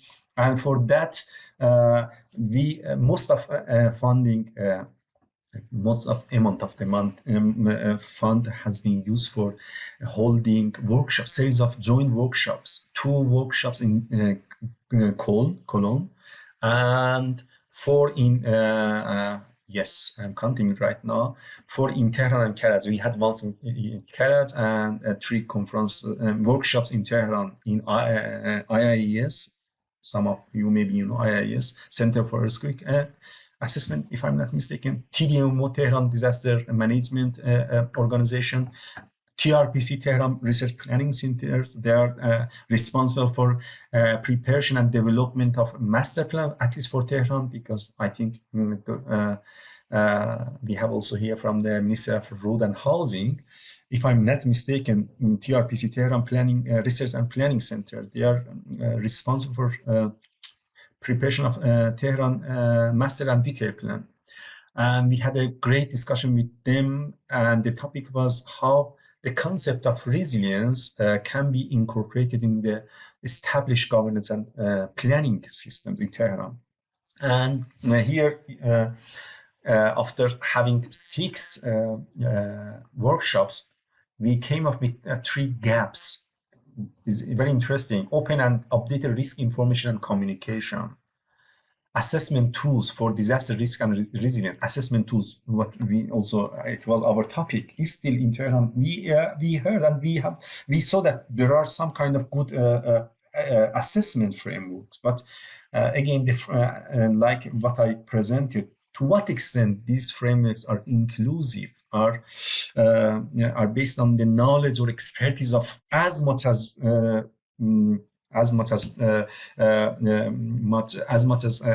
relevant actors possible, is a great question, and most of them, I would say, are exclusive in exclusive way. And the third identified gap or needs were integrating urban, and I mentioned that integrate how urban and urban governance and planning can be equipped with the concept of resilience. We came up with 3 solutions: inclusive social media app, multi-hazard risk toolbox for disaster risk and resilience, and also updated and integrated urban master and disaster plans. And also we prioritize some actions. This was the main idea. At that time, the focus here was like basic infrastructure and services for enhancing inclusive community disaster resilience. In short, the project was INCORE. And as the system, the focus system was a basic infrastructure and services. In short, BIS, basic infrastructure services. This was the intended system. I had a question, I will have also a question, resilience of what? The resilience of what here was, the system was basic infrastructure and services. And we had some idea that basic infrastructures should be resilient, at the same time inclusive. Resilient, we know about robust, we talked about the qualities of resilient cities, resilient system, robust, redundant, resourceful, recoverable, adaptable, but at the same time, what doesn't resilience include? We try to cover in this project: inclusivity, coordination, comprehensiveness, participatory, equitable, but also affordable. And this was the very primary idea. Then we came up, the ministry, BF, Ministry of Education, and if I'm not mistaken, BMBF is the Ministry of Education and Research, I think. And it was two projects, one from Berlin and one from here, University of Bonn and THK, and they decided to merge two projects and formed a new project called Increase Project. It is a current project started from March 2021.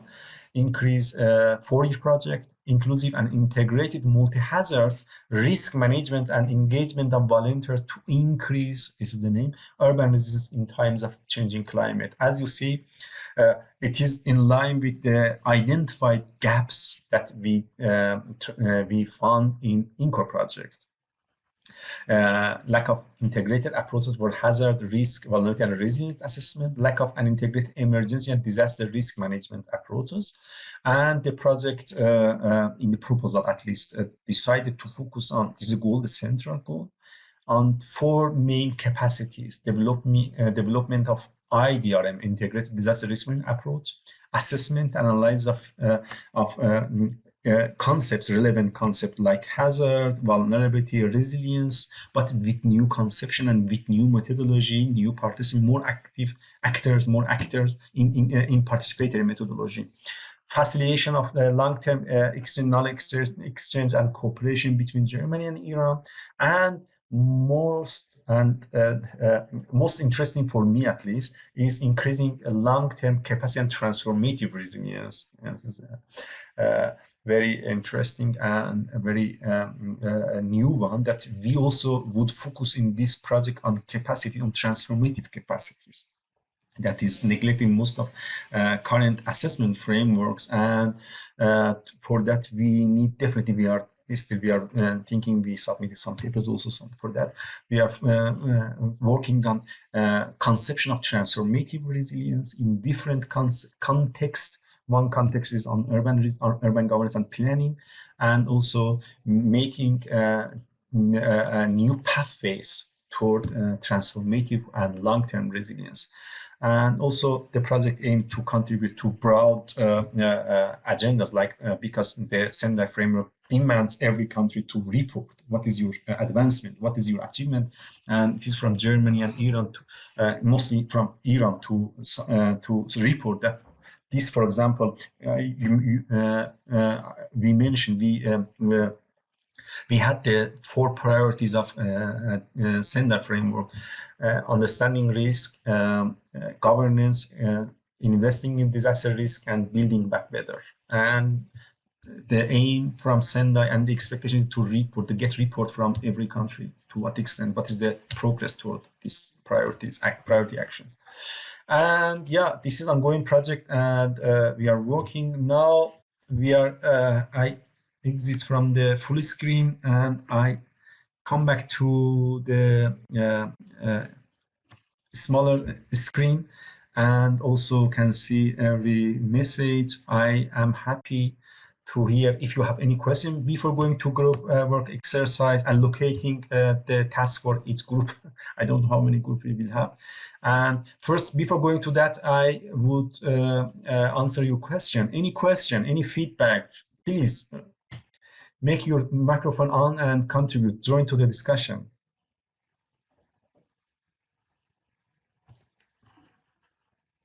Any feedback? Then I may ask by name, person by person.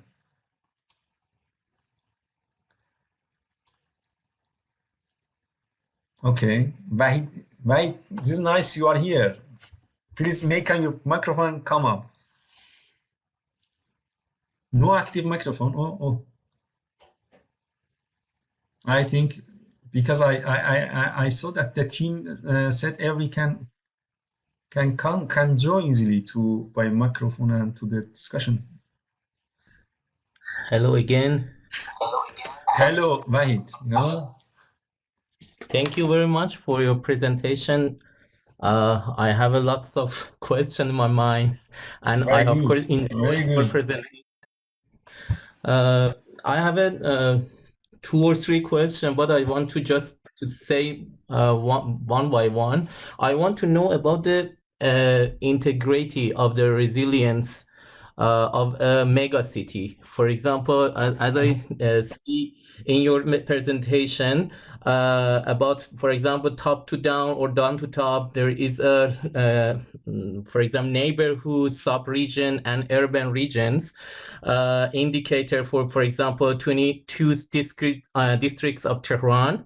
But I want to know about, some indicators needs the integrity of the whole city as a block, not as a district separately.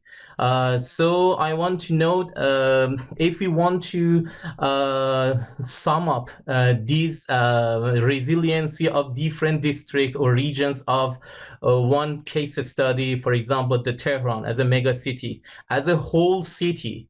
Maybe, for example, we have no vulnerability in each districts, but it doesn't mean that the resilient city, as you mentioned, I want to know how can we make it a combination between these separate zone, separate region as a whole city resiliency. This is my first question. And the other one is because this is the concept of the resiliency, that we don't need the assistance from outside the city.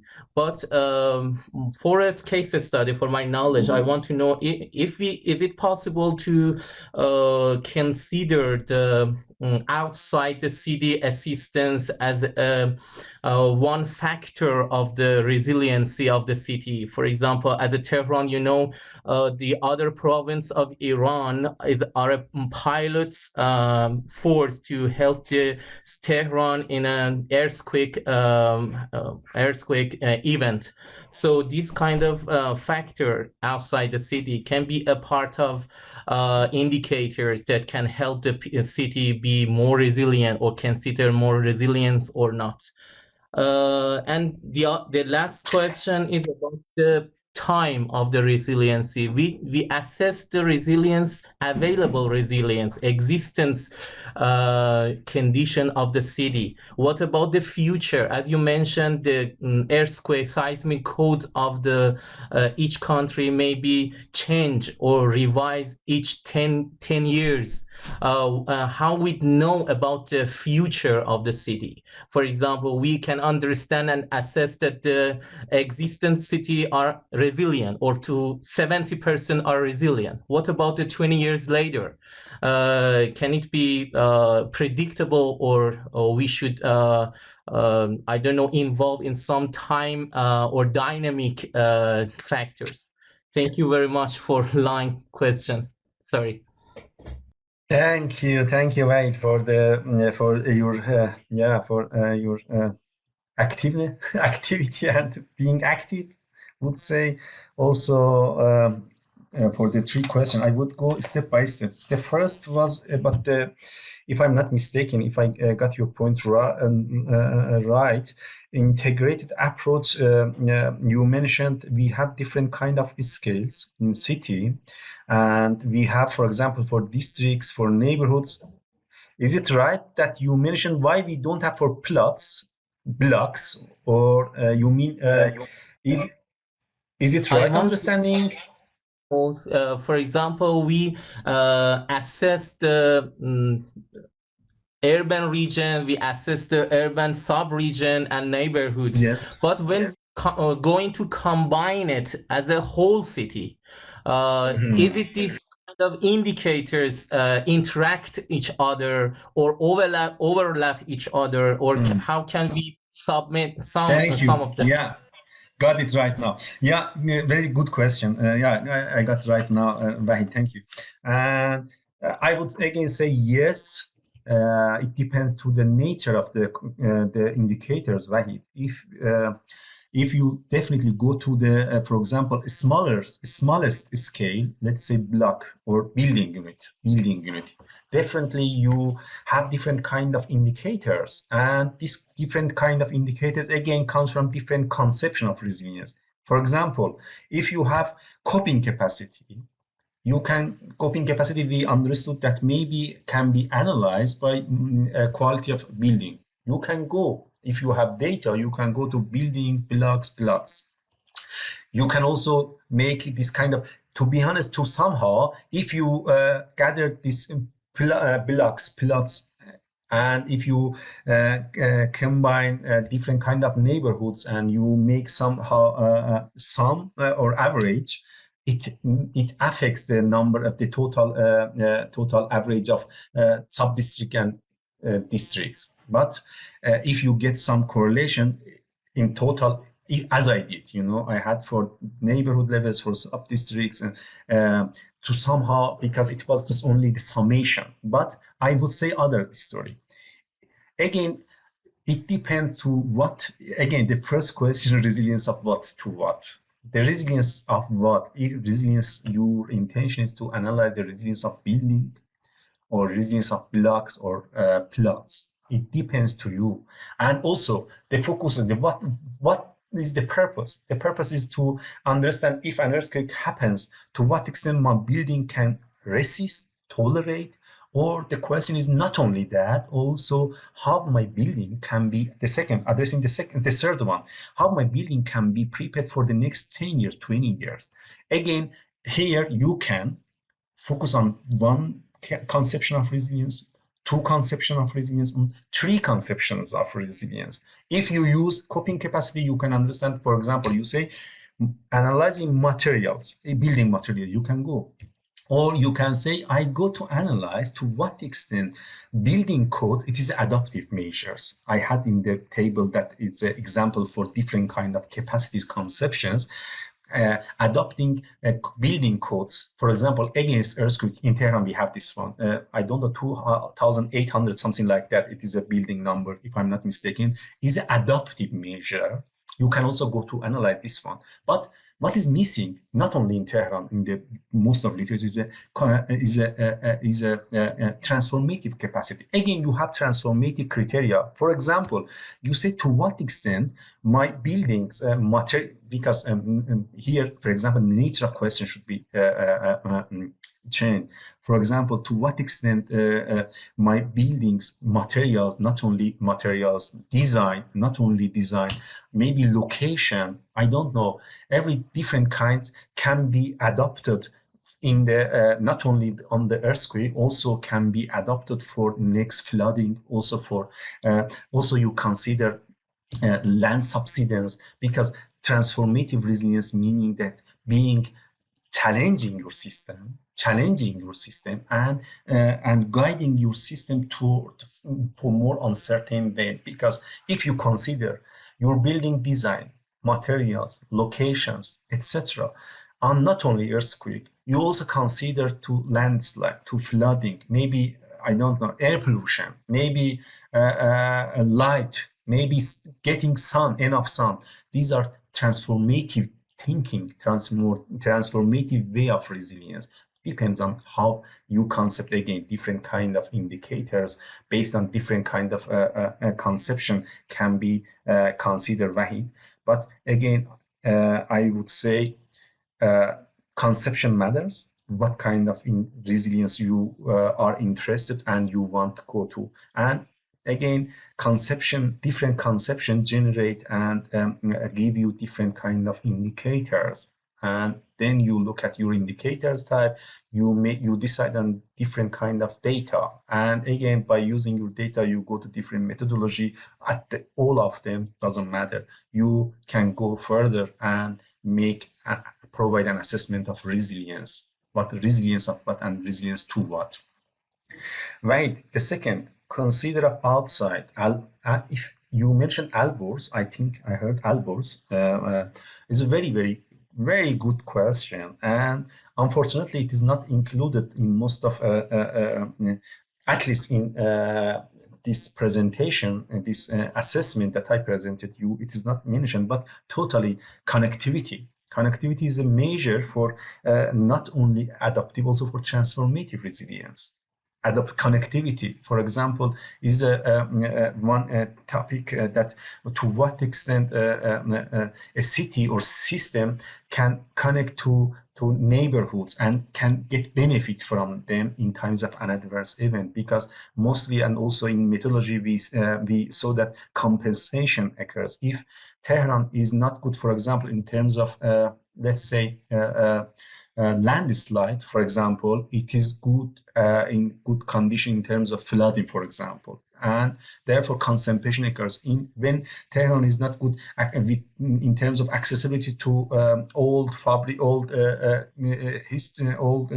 residential areas. Maybe it has a good connection with Karaj, with other areas, that this connection can contribute or provide benefit for Tehran in times of adverse events. And in increase, we consider this one. In increase, we have some kind of assumptions, and also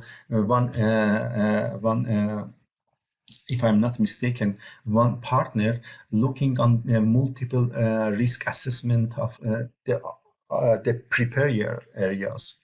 Mostly the connection between the district 22 to Karaj areas, because this is the area that Tehran mostly developed in the recent, at least 10 or 20 years ago. And time, the third question was that we analyze the current condition. This is true. What about the future? Again, this is somehow mostly what is the data, what kind of indicators you use, and several times I highlighted that the starting point matters. If we have a starting point, then time by time, point by next analysis, maybe we have different kind of conceptions, different kind of indicators that make our analysis more strong, more valid, more comprehensive. At the same time, gives us a starting point to have a look on backside of our background, because it is not to say that we don't need to analyze our resilience right now because it is static. Also, we have some kind of discussion that resilience should not be on static view. Also, it should be dynamic. Should focus on future condition. How it is based on the, again, conception of resilience. Is it going to consider transformative pathways or not? It is only focused on only coping capacity or not? These are questions that in the methodology also I try to answer. Depends on the intention. You have to be very careful. What is how you define resilience? How you argue about resilience? Because I gave also examples from the engineering side in Tehran, because I talked with them and I realized it's not a mistake from them side. They define and they understand resilience based on their background. This is very normal, but it depends to your team background, to your own background, to your own objective, purpose, and etc. to define what kind of resilience. Because in literature, we have different kind of resilience.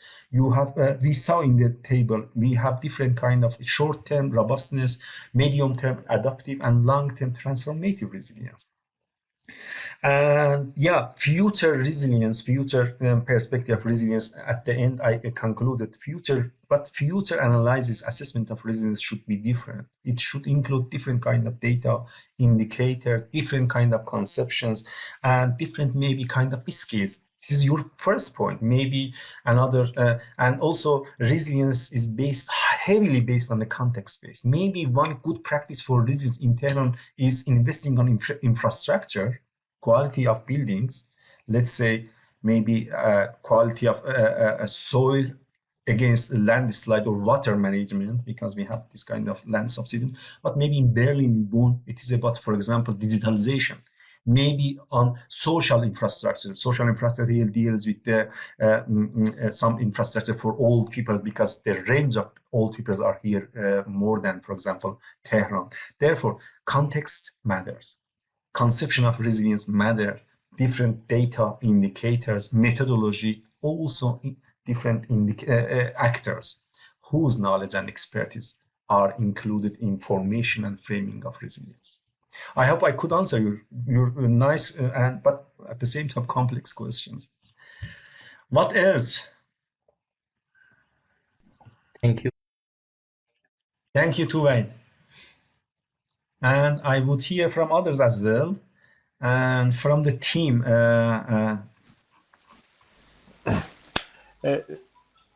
Philip, you are there? Yes, I'm here. Philip, hi. Good afternoon. Hi. Philip. Good afternoon. Good to hear you. Philip, I'm waiting for a question. By the way, we can talk about what do you think? What kind of group? How many people? I think you already maybe asked them who are interested to join us.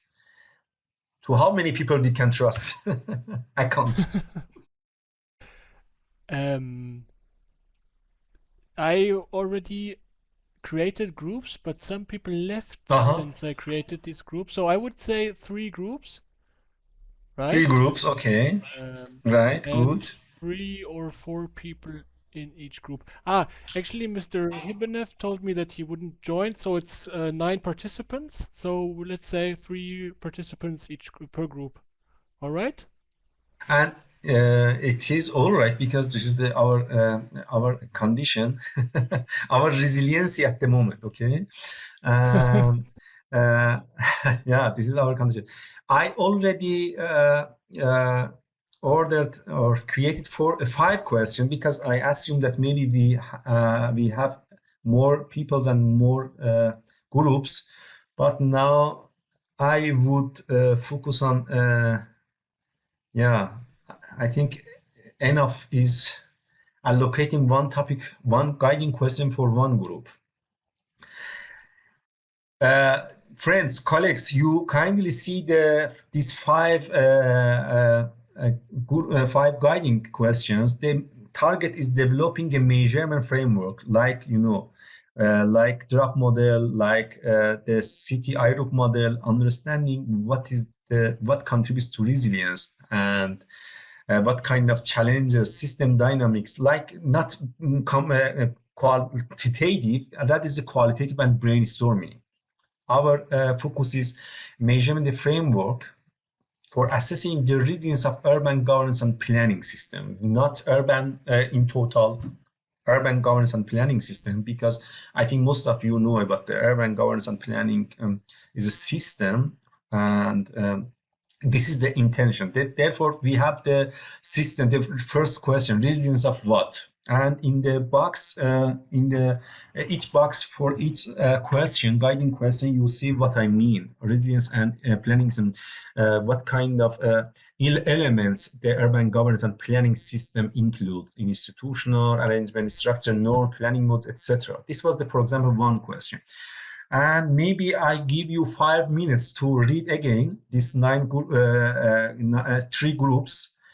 I don't know, maybe this is maybe expect more people on Saturday.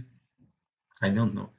I'm not sure, but we have to rely on these 3 groups, and maybe 5 minutes for you to decide which guiding principle component or a guiding question is your interest. And if you decide, I will provide in next slide some relevant literature for understanding what is this work in the literature, what kind of question, for example, system context and scope, for example, system dynamics, interaction, what is it in the literature, and giving you, for example, guiding principles or help you in progressing toward next workshop on Saturday. Then, Philip, I think next 4 minutes to decide which group we allocate, or excuse me, I think we allocate. Yeah, Philip? Yes, we allocate. Okay, please go ahead. Okay. Please check it's the randomly. Okay, sorry. Excuse me. Dr. Asad, I have a question. Yeah, Thank please. you for your presentation. Yeah, please go. I'm Atiye Taghi. I just need more clarification for this work group, because I'm asking, what is the expectation for the answer? I mean, what is the output? Yeah. It's if you need, I mean, if someone wants to do the exercise, I think it's necessary to give more clarification. What is the output? I mean, at least because I'm not really familiar with this. It was really interesting topic. That's why I was interested to participate. But I'm saying, like, for myself, that I'm not really familiar, what is the output that you expect each person or very each good group question. provide? Thank you very much for the. So if you thank you. provide more, or at least it's another suggestion, maybe helpful. For one question, you show some you know, proper answer that you expect, or you see it as a good example, and then it gives us some idea of what we should do for tomorrow. Because I think this is the question is for tomorrow, yes? We are going to work on this question tomorrow, yes? You think about tomorrow also, you have time. This is my my decision. Maybe if I'm not mistaken, Philip, please guide me or help me. Also, today we talk about to give you some insight on the intention. What you rightly asked about the expectation.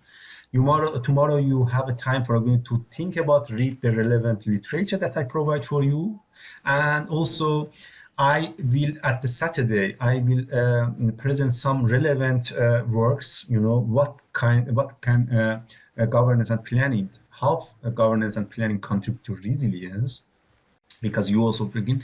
And on Saturday, excuse me, on Saturday you will also work on the group work. You have, because we have again enough of time on Saturday, and I don't present a lot, mostly working together. Okay, I may join one group, for example, for the first question, for the next group for on the fourth question, and discussing together and understanding what is. But I would come your very good question, because maybe it's complex and it needs definitely to clarify.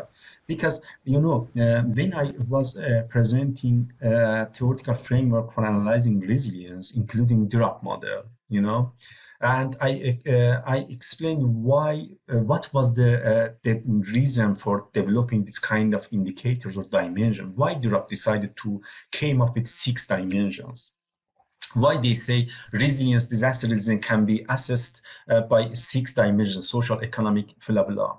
And this is because for drop, these driving factors is social, economic, that 6 factors. And also we have here, but for drop, the system was community as a whole, you know, community, everything in the community, from transportation, from the economy. But here we would work a bit narrow down, making it on governance and planning system, برنامه‌ریزی شهرسازی, planning system. And here maybe we have a good chance to make a bit to be a bit narrow down. What is the driving factor for enhancing resilience with regard to urban governance? It is about the legal frameworks, about the planning, land locations, I don't know, leadership, flexibility of planning. These are questions that at the end, for example, I am talking about the number 5.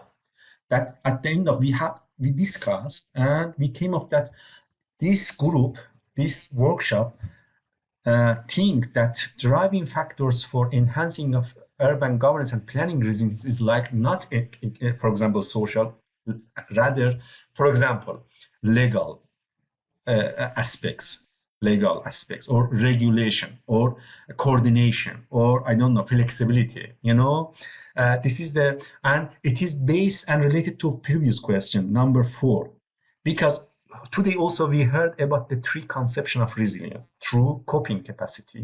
I gave you also example of coping capacity. You see here at incremental, adaptive, and transformative capacity. And we should think about, discuss here, which kind of capacities are needed more for urban governance and planning in Tehran more. For the question of Wahid, for the next 20 years.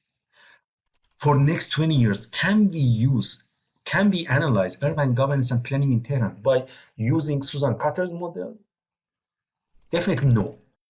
But if we need someone, we don't go to write a paper, but we need some discussion, talking together, exchange exchange, to talk about, for example, you say, for us, for example, transformative in urban planning. This system is clear here. Urban planning and what is the urban planning and governance? Urban planning is, for example, land use model, regulation, zoning, also type of structures, norms, let's say, institutions who are decision makers for urban planning, something like that. I hope I could answer. And also, the third question was system dynamics. What in the reality, in the normal life, what is the function of urban planning and governance? What is the output of urban governance? Because we know, for example, the function of bridge, tunnel, metro is providing capacity for passengers to trip every day. Or, for example, we use transportation system to communicate, or streets or buildings we would to live, stay, sleep, family, blah blah.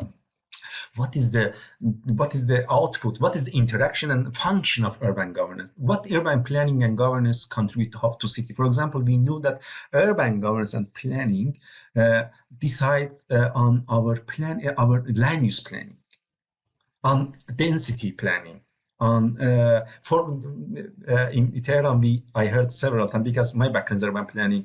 You did this city, you did. شما کردید. You did. This is what is the function of the normal, the established system? Which system?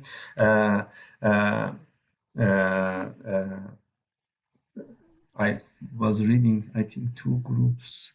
Okay. Good. Sorry, good. I didn't want to interrupt you. No, it's okay. And I think if we go, for example, maybe depends on if we have 2 groups. And may I know you? You asked a good question. May I know you? Dr. Asadzadeh? Yeah, I'm hearing. Hello, and this is Nazari Samani. Thank you so much for Dr. your Samani. presentation and thank you, Asad. Very informative points, basically for me, because these the mentioned points quietly was new for me. I mostly work on engineering aspects of the resilience, and such a points really was fantastic and interesting for me. Thank you. But I have some questions. Of course, you talked about them so much good, but actually I want to know more, if it's possible. And definitely, one of them is about what's your idea about the empirical evidences and measures to assess the adaptability? Or I want to talk about, I have a problem actually in my mind and thoughts about the validations. For example, model validations about the resilience and adaptability. Of course, you talked, especially in case study about the earthquake in Tehran, internal and external methods. But I want to know, is there any empirical evidences actually? You know that because, as I said, I mostly work on engineering. And for example, in the modeling engineering sections, we can visit with field study or measurements. And after that, we can check the model outputs. One is this, and the other thing is about, do you have any idea about using a machine learning or any data-driven method for weightings. Again, you said good about using multivariate data analysis, PCA, and coupling it with A and P. But I want to know, is there any experiences about the using of machine learning? Because actually most of the machine learning methods are like a black box. They show a good, they show a good output, for example, predictions map. But to determine the weight of factors, in some cases we have problems, and I want to know about your experiences and your suggestions about using of machine learning for weightings. Thank you so much. Thank you very much, Dr. Samani, for your kind words and also the questions. I would go back. I think, Philip, still we have some time. I go back to my one slide here. Maybe also this is relevant for exercise as well. If I can.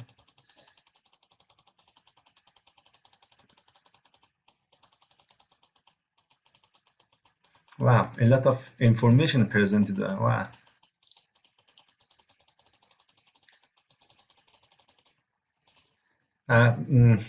Doesn't work, Philip. I couldn't go. Oh, okay, now it worked. It works, yeah. Yeah. No. Sorry. Time consuming, but here. Philip, can you make a bit? I don't know how you see my table. Is it totally readable or? I for will you, make it a bit bigger. Yeah, for others, okay, because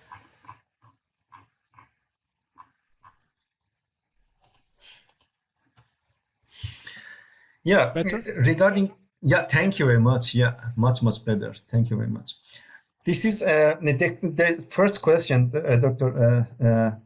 Samani. The first question: empirical evidence of adaptability. You know, again, I assume that you also, like me, consider adaptability or adaptation capacity inside of the term resilience, because sometimes in other fields, adaptation.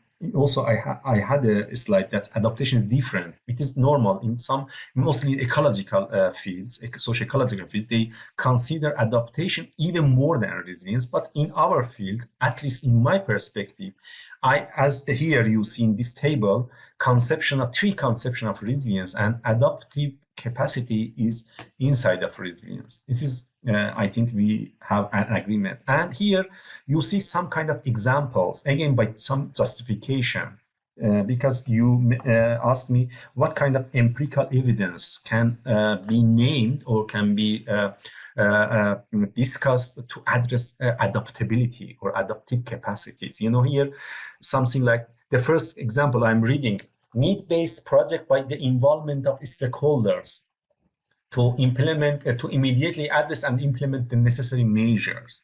The second, embedding short to medium risk level to planning tools, zoning, setbacks, and building codes.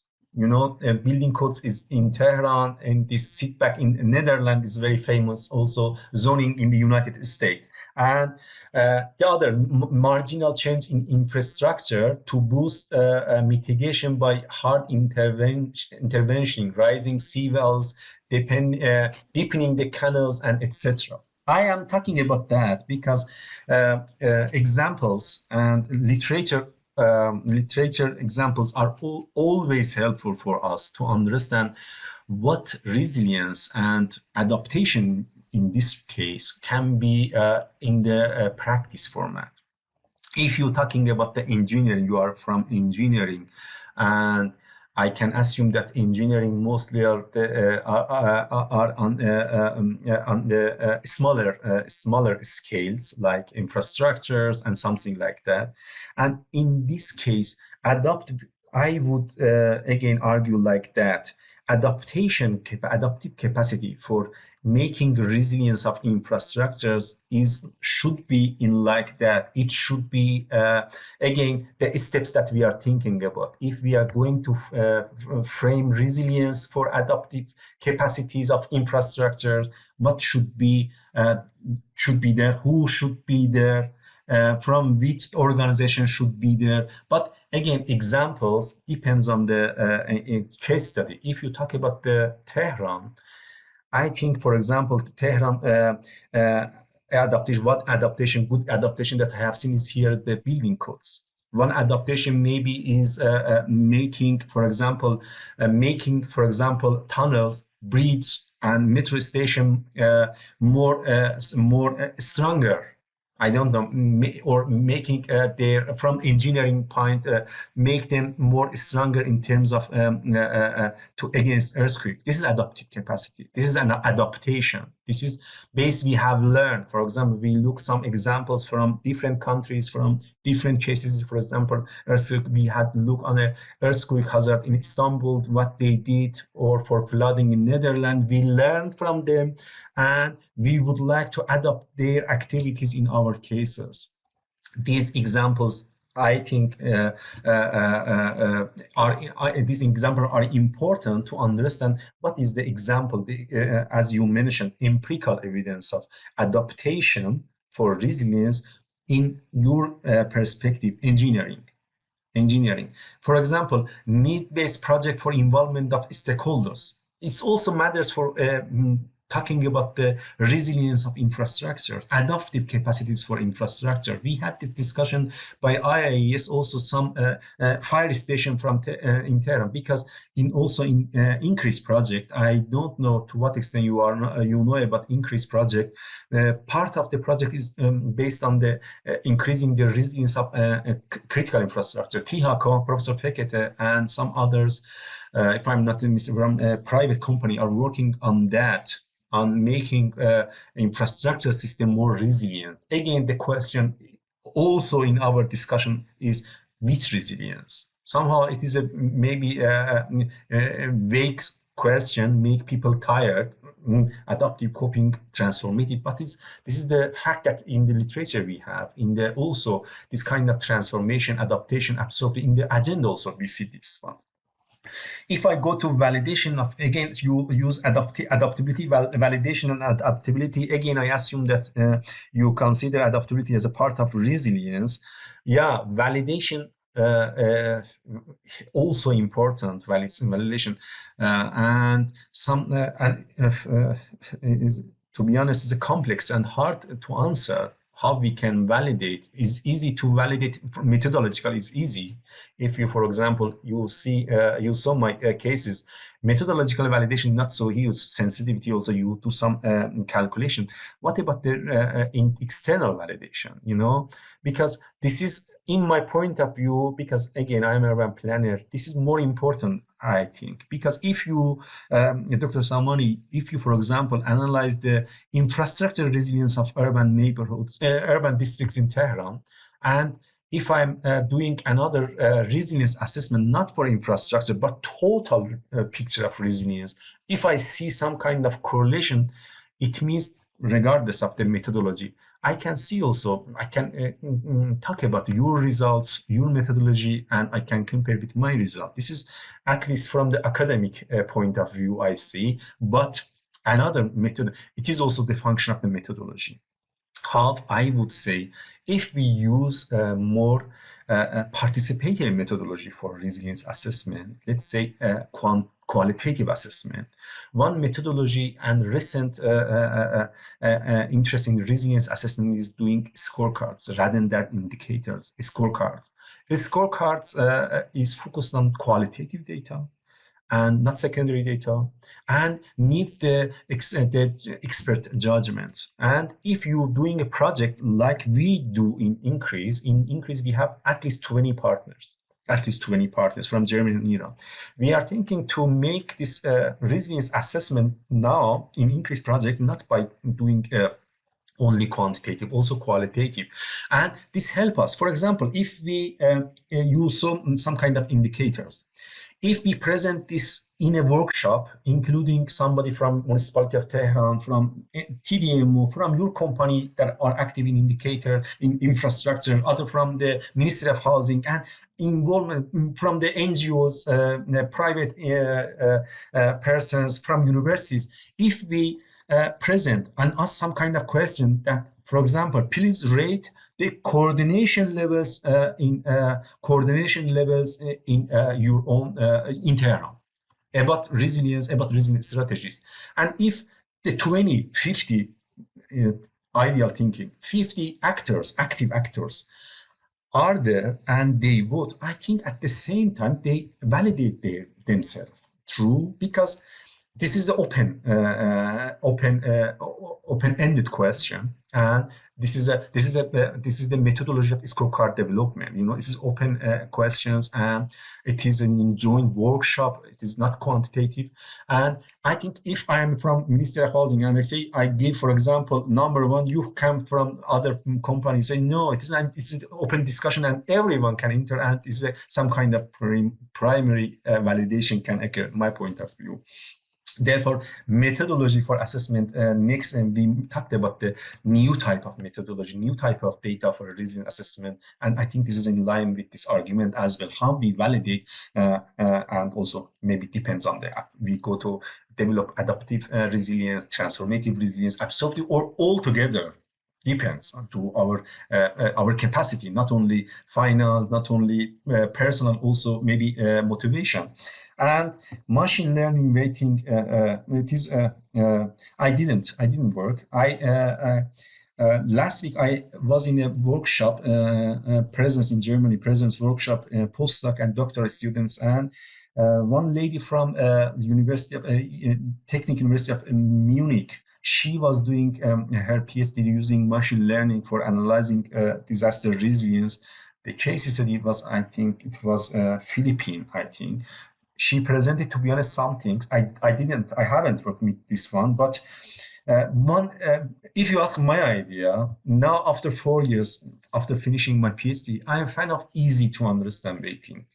Because the point of the complex, as you mentioned, very good black box. I wrote down here, black box. This is very true. Somehow, you know, it's a complex, just only you understand from as a developer, or your colleagues, or maybe one is very expert. But for most of common persons, it's not understandable. I think one advantage of easy to understand methodology for weighting for an assessment is easy to understand. Therefore, now this scorecard assessment is super easy. You know, you ask and please give me 1 to 5, or I don't know, Likert scales or other scales. Also, this min-max, they are very easy to understand. And I think now, rather than weighting, most important, how we conceptualize resilience. What is the concept? What is our conceptualization? How we define resilience, to be honest, and if we define resilience, and if we have an agreement on defining and analyzing resilience, which methodology we use, I think it's easy to follow. Most question is the resilience resilience by which purpose? What is the purpose for analyzing resilience? But again, complex and ongoing question. Mostly the second one, validation. Validation is always a hard question to address. This is my point of view. I could answer you.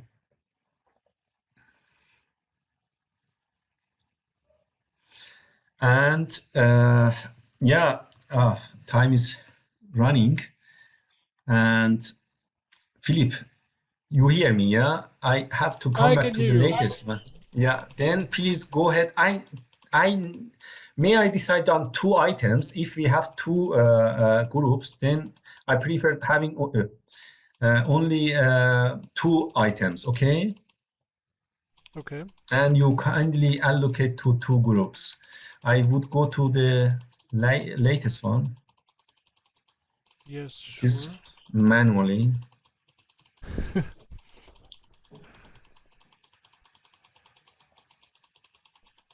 But I hope these 8 persons, at least I see these persons on Saturday and having a great discussion. Oh my God. Okay. Yeah. I would prefer number 3 and number 5. Okay. Number 3 and number 5. Because urban planning is clear, stressors and challenges to urban planning in terms of climate disaster is also is clear. We discussed about maybe housing collapse, roads closed, you know. But what is drivers or enhancer of resilience of urban planning, and also what is the what kind of system dynamics, interaction, and function exists in urban governance and planning system that can contribute to resilience. My idea is people can access, look at on the presentation, Philip one, and on the question they know what kind of question they should work, including the papers. And tomorrow maybe they tomorrow is Friday in Iran, I'm not sure, but tomorrow they can go to the literature to understand what is the question, to see what happened in the relevant literature that I provided. And my idea is when they are prepared on Saturday, after my introduction, we can talk in inclusive way more. You know, we have a lot of time and this is only topic to talk and a lot of time open-ended questions, my idea. Sounds good to me. Okay, I hope for everyone as well. Just only you get you see the publication, the presentation, these 3 papers, you know what is the question, you kindly look the sample papers, you prepare yourself, and on Saturday, I open, after the introduction, after my presentation, short presentation, we have a lot of time to step-by-step discuss what is the question, what we can talk about, what, you know, open-ended question, like semi-structured question in workshops. And we will discuss more by together, learn together. This is the, I think, one intention, doing and learning together. And this is the time doing on Saturday. Then from my side, this is all for today, Philip. And have a nice evening, everyone. Thank you very much for hearing, tolerating me, and hope to see you more positively, more Dr. people, Asadzadeh, mostly nobody knows, on Saturday. I'm sorry, there is a delay. We just would like to thank you very much for this very interesting day from Marburg.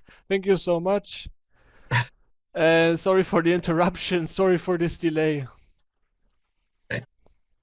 Thank you, Philip, for all the support. Yes, thank you, Asad. Also from my side, this is Peter. Totally. Thank you a lot. Thank you a lot for all your time and your patience. And we're going to see each other soon, I think. And also thank you a lot, Philip, for the background organization. Thank you very much for participating. Yeah. I would also thank the Philip, all other NaDiMa team members. I see some numbers, Joanna, Yannick, and if I'm not mistaken, thank you very much as well, Philip, for all your supports and all participants, all. And have a nice evening, have a nice Friday, and yeah, see you soon on Saturday.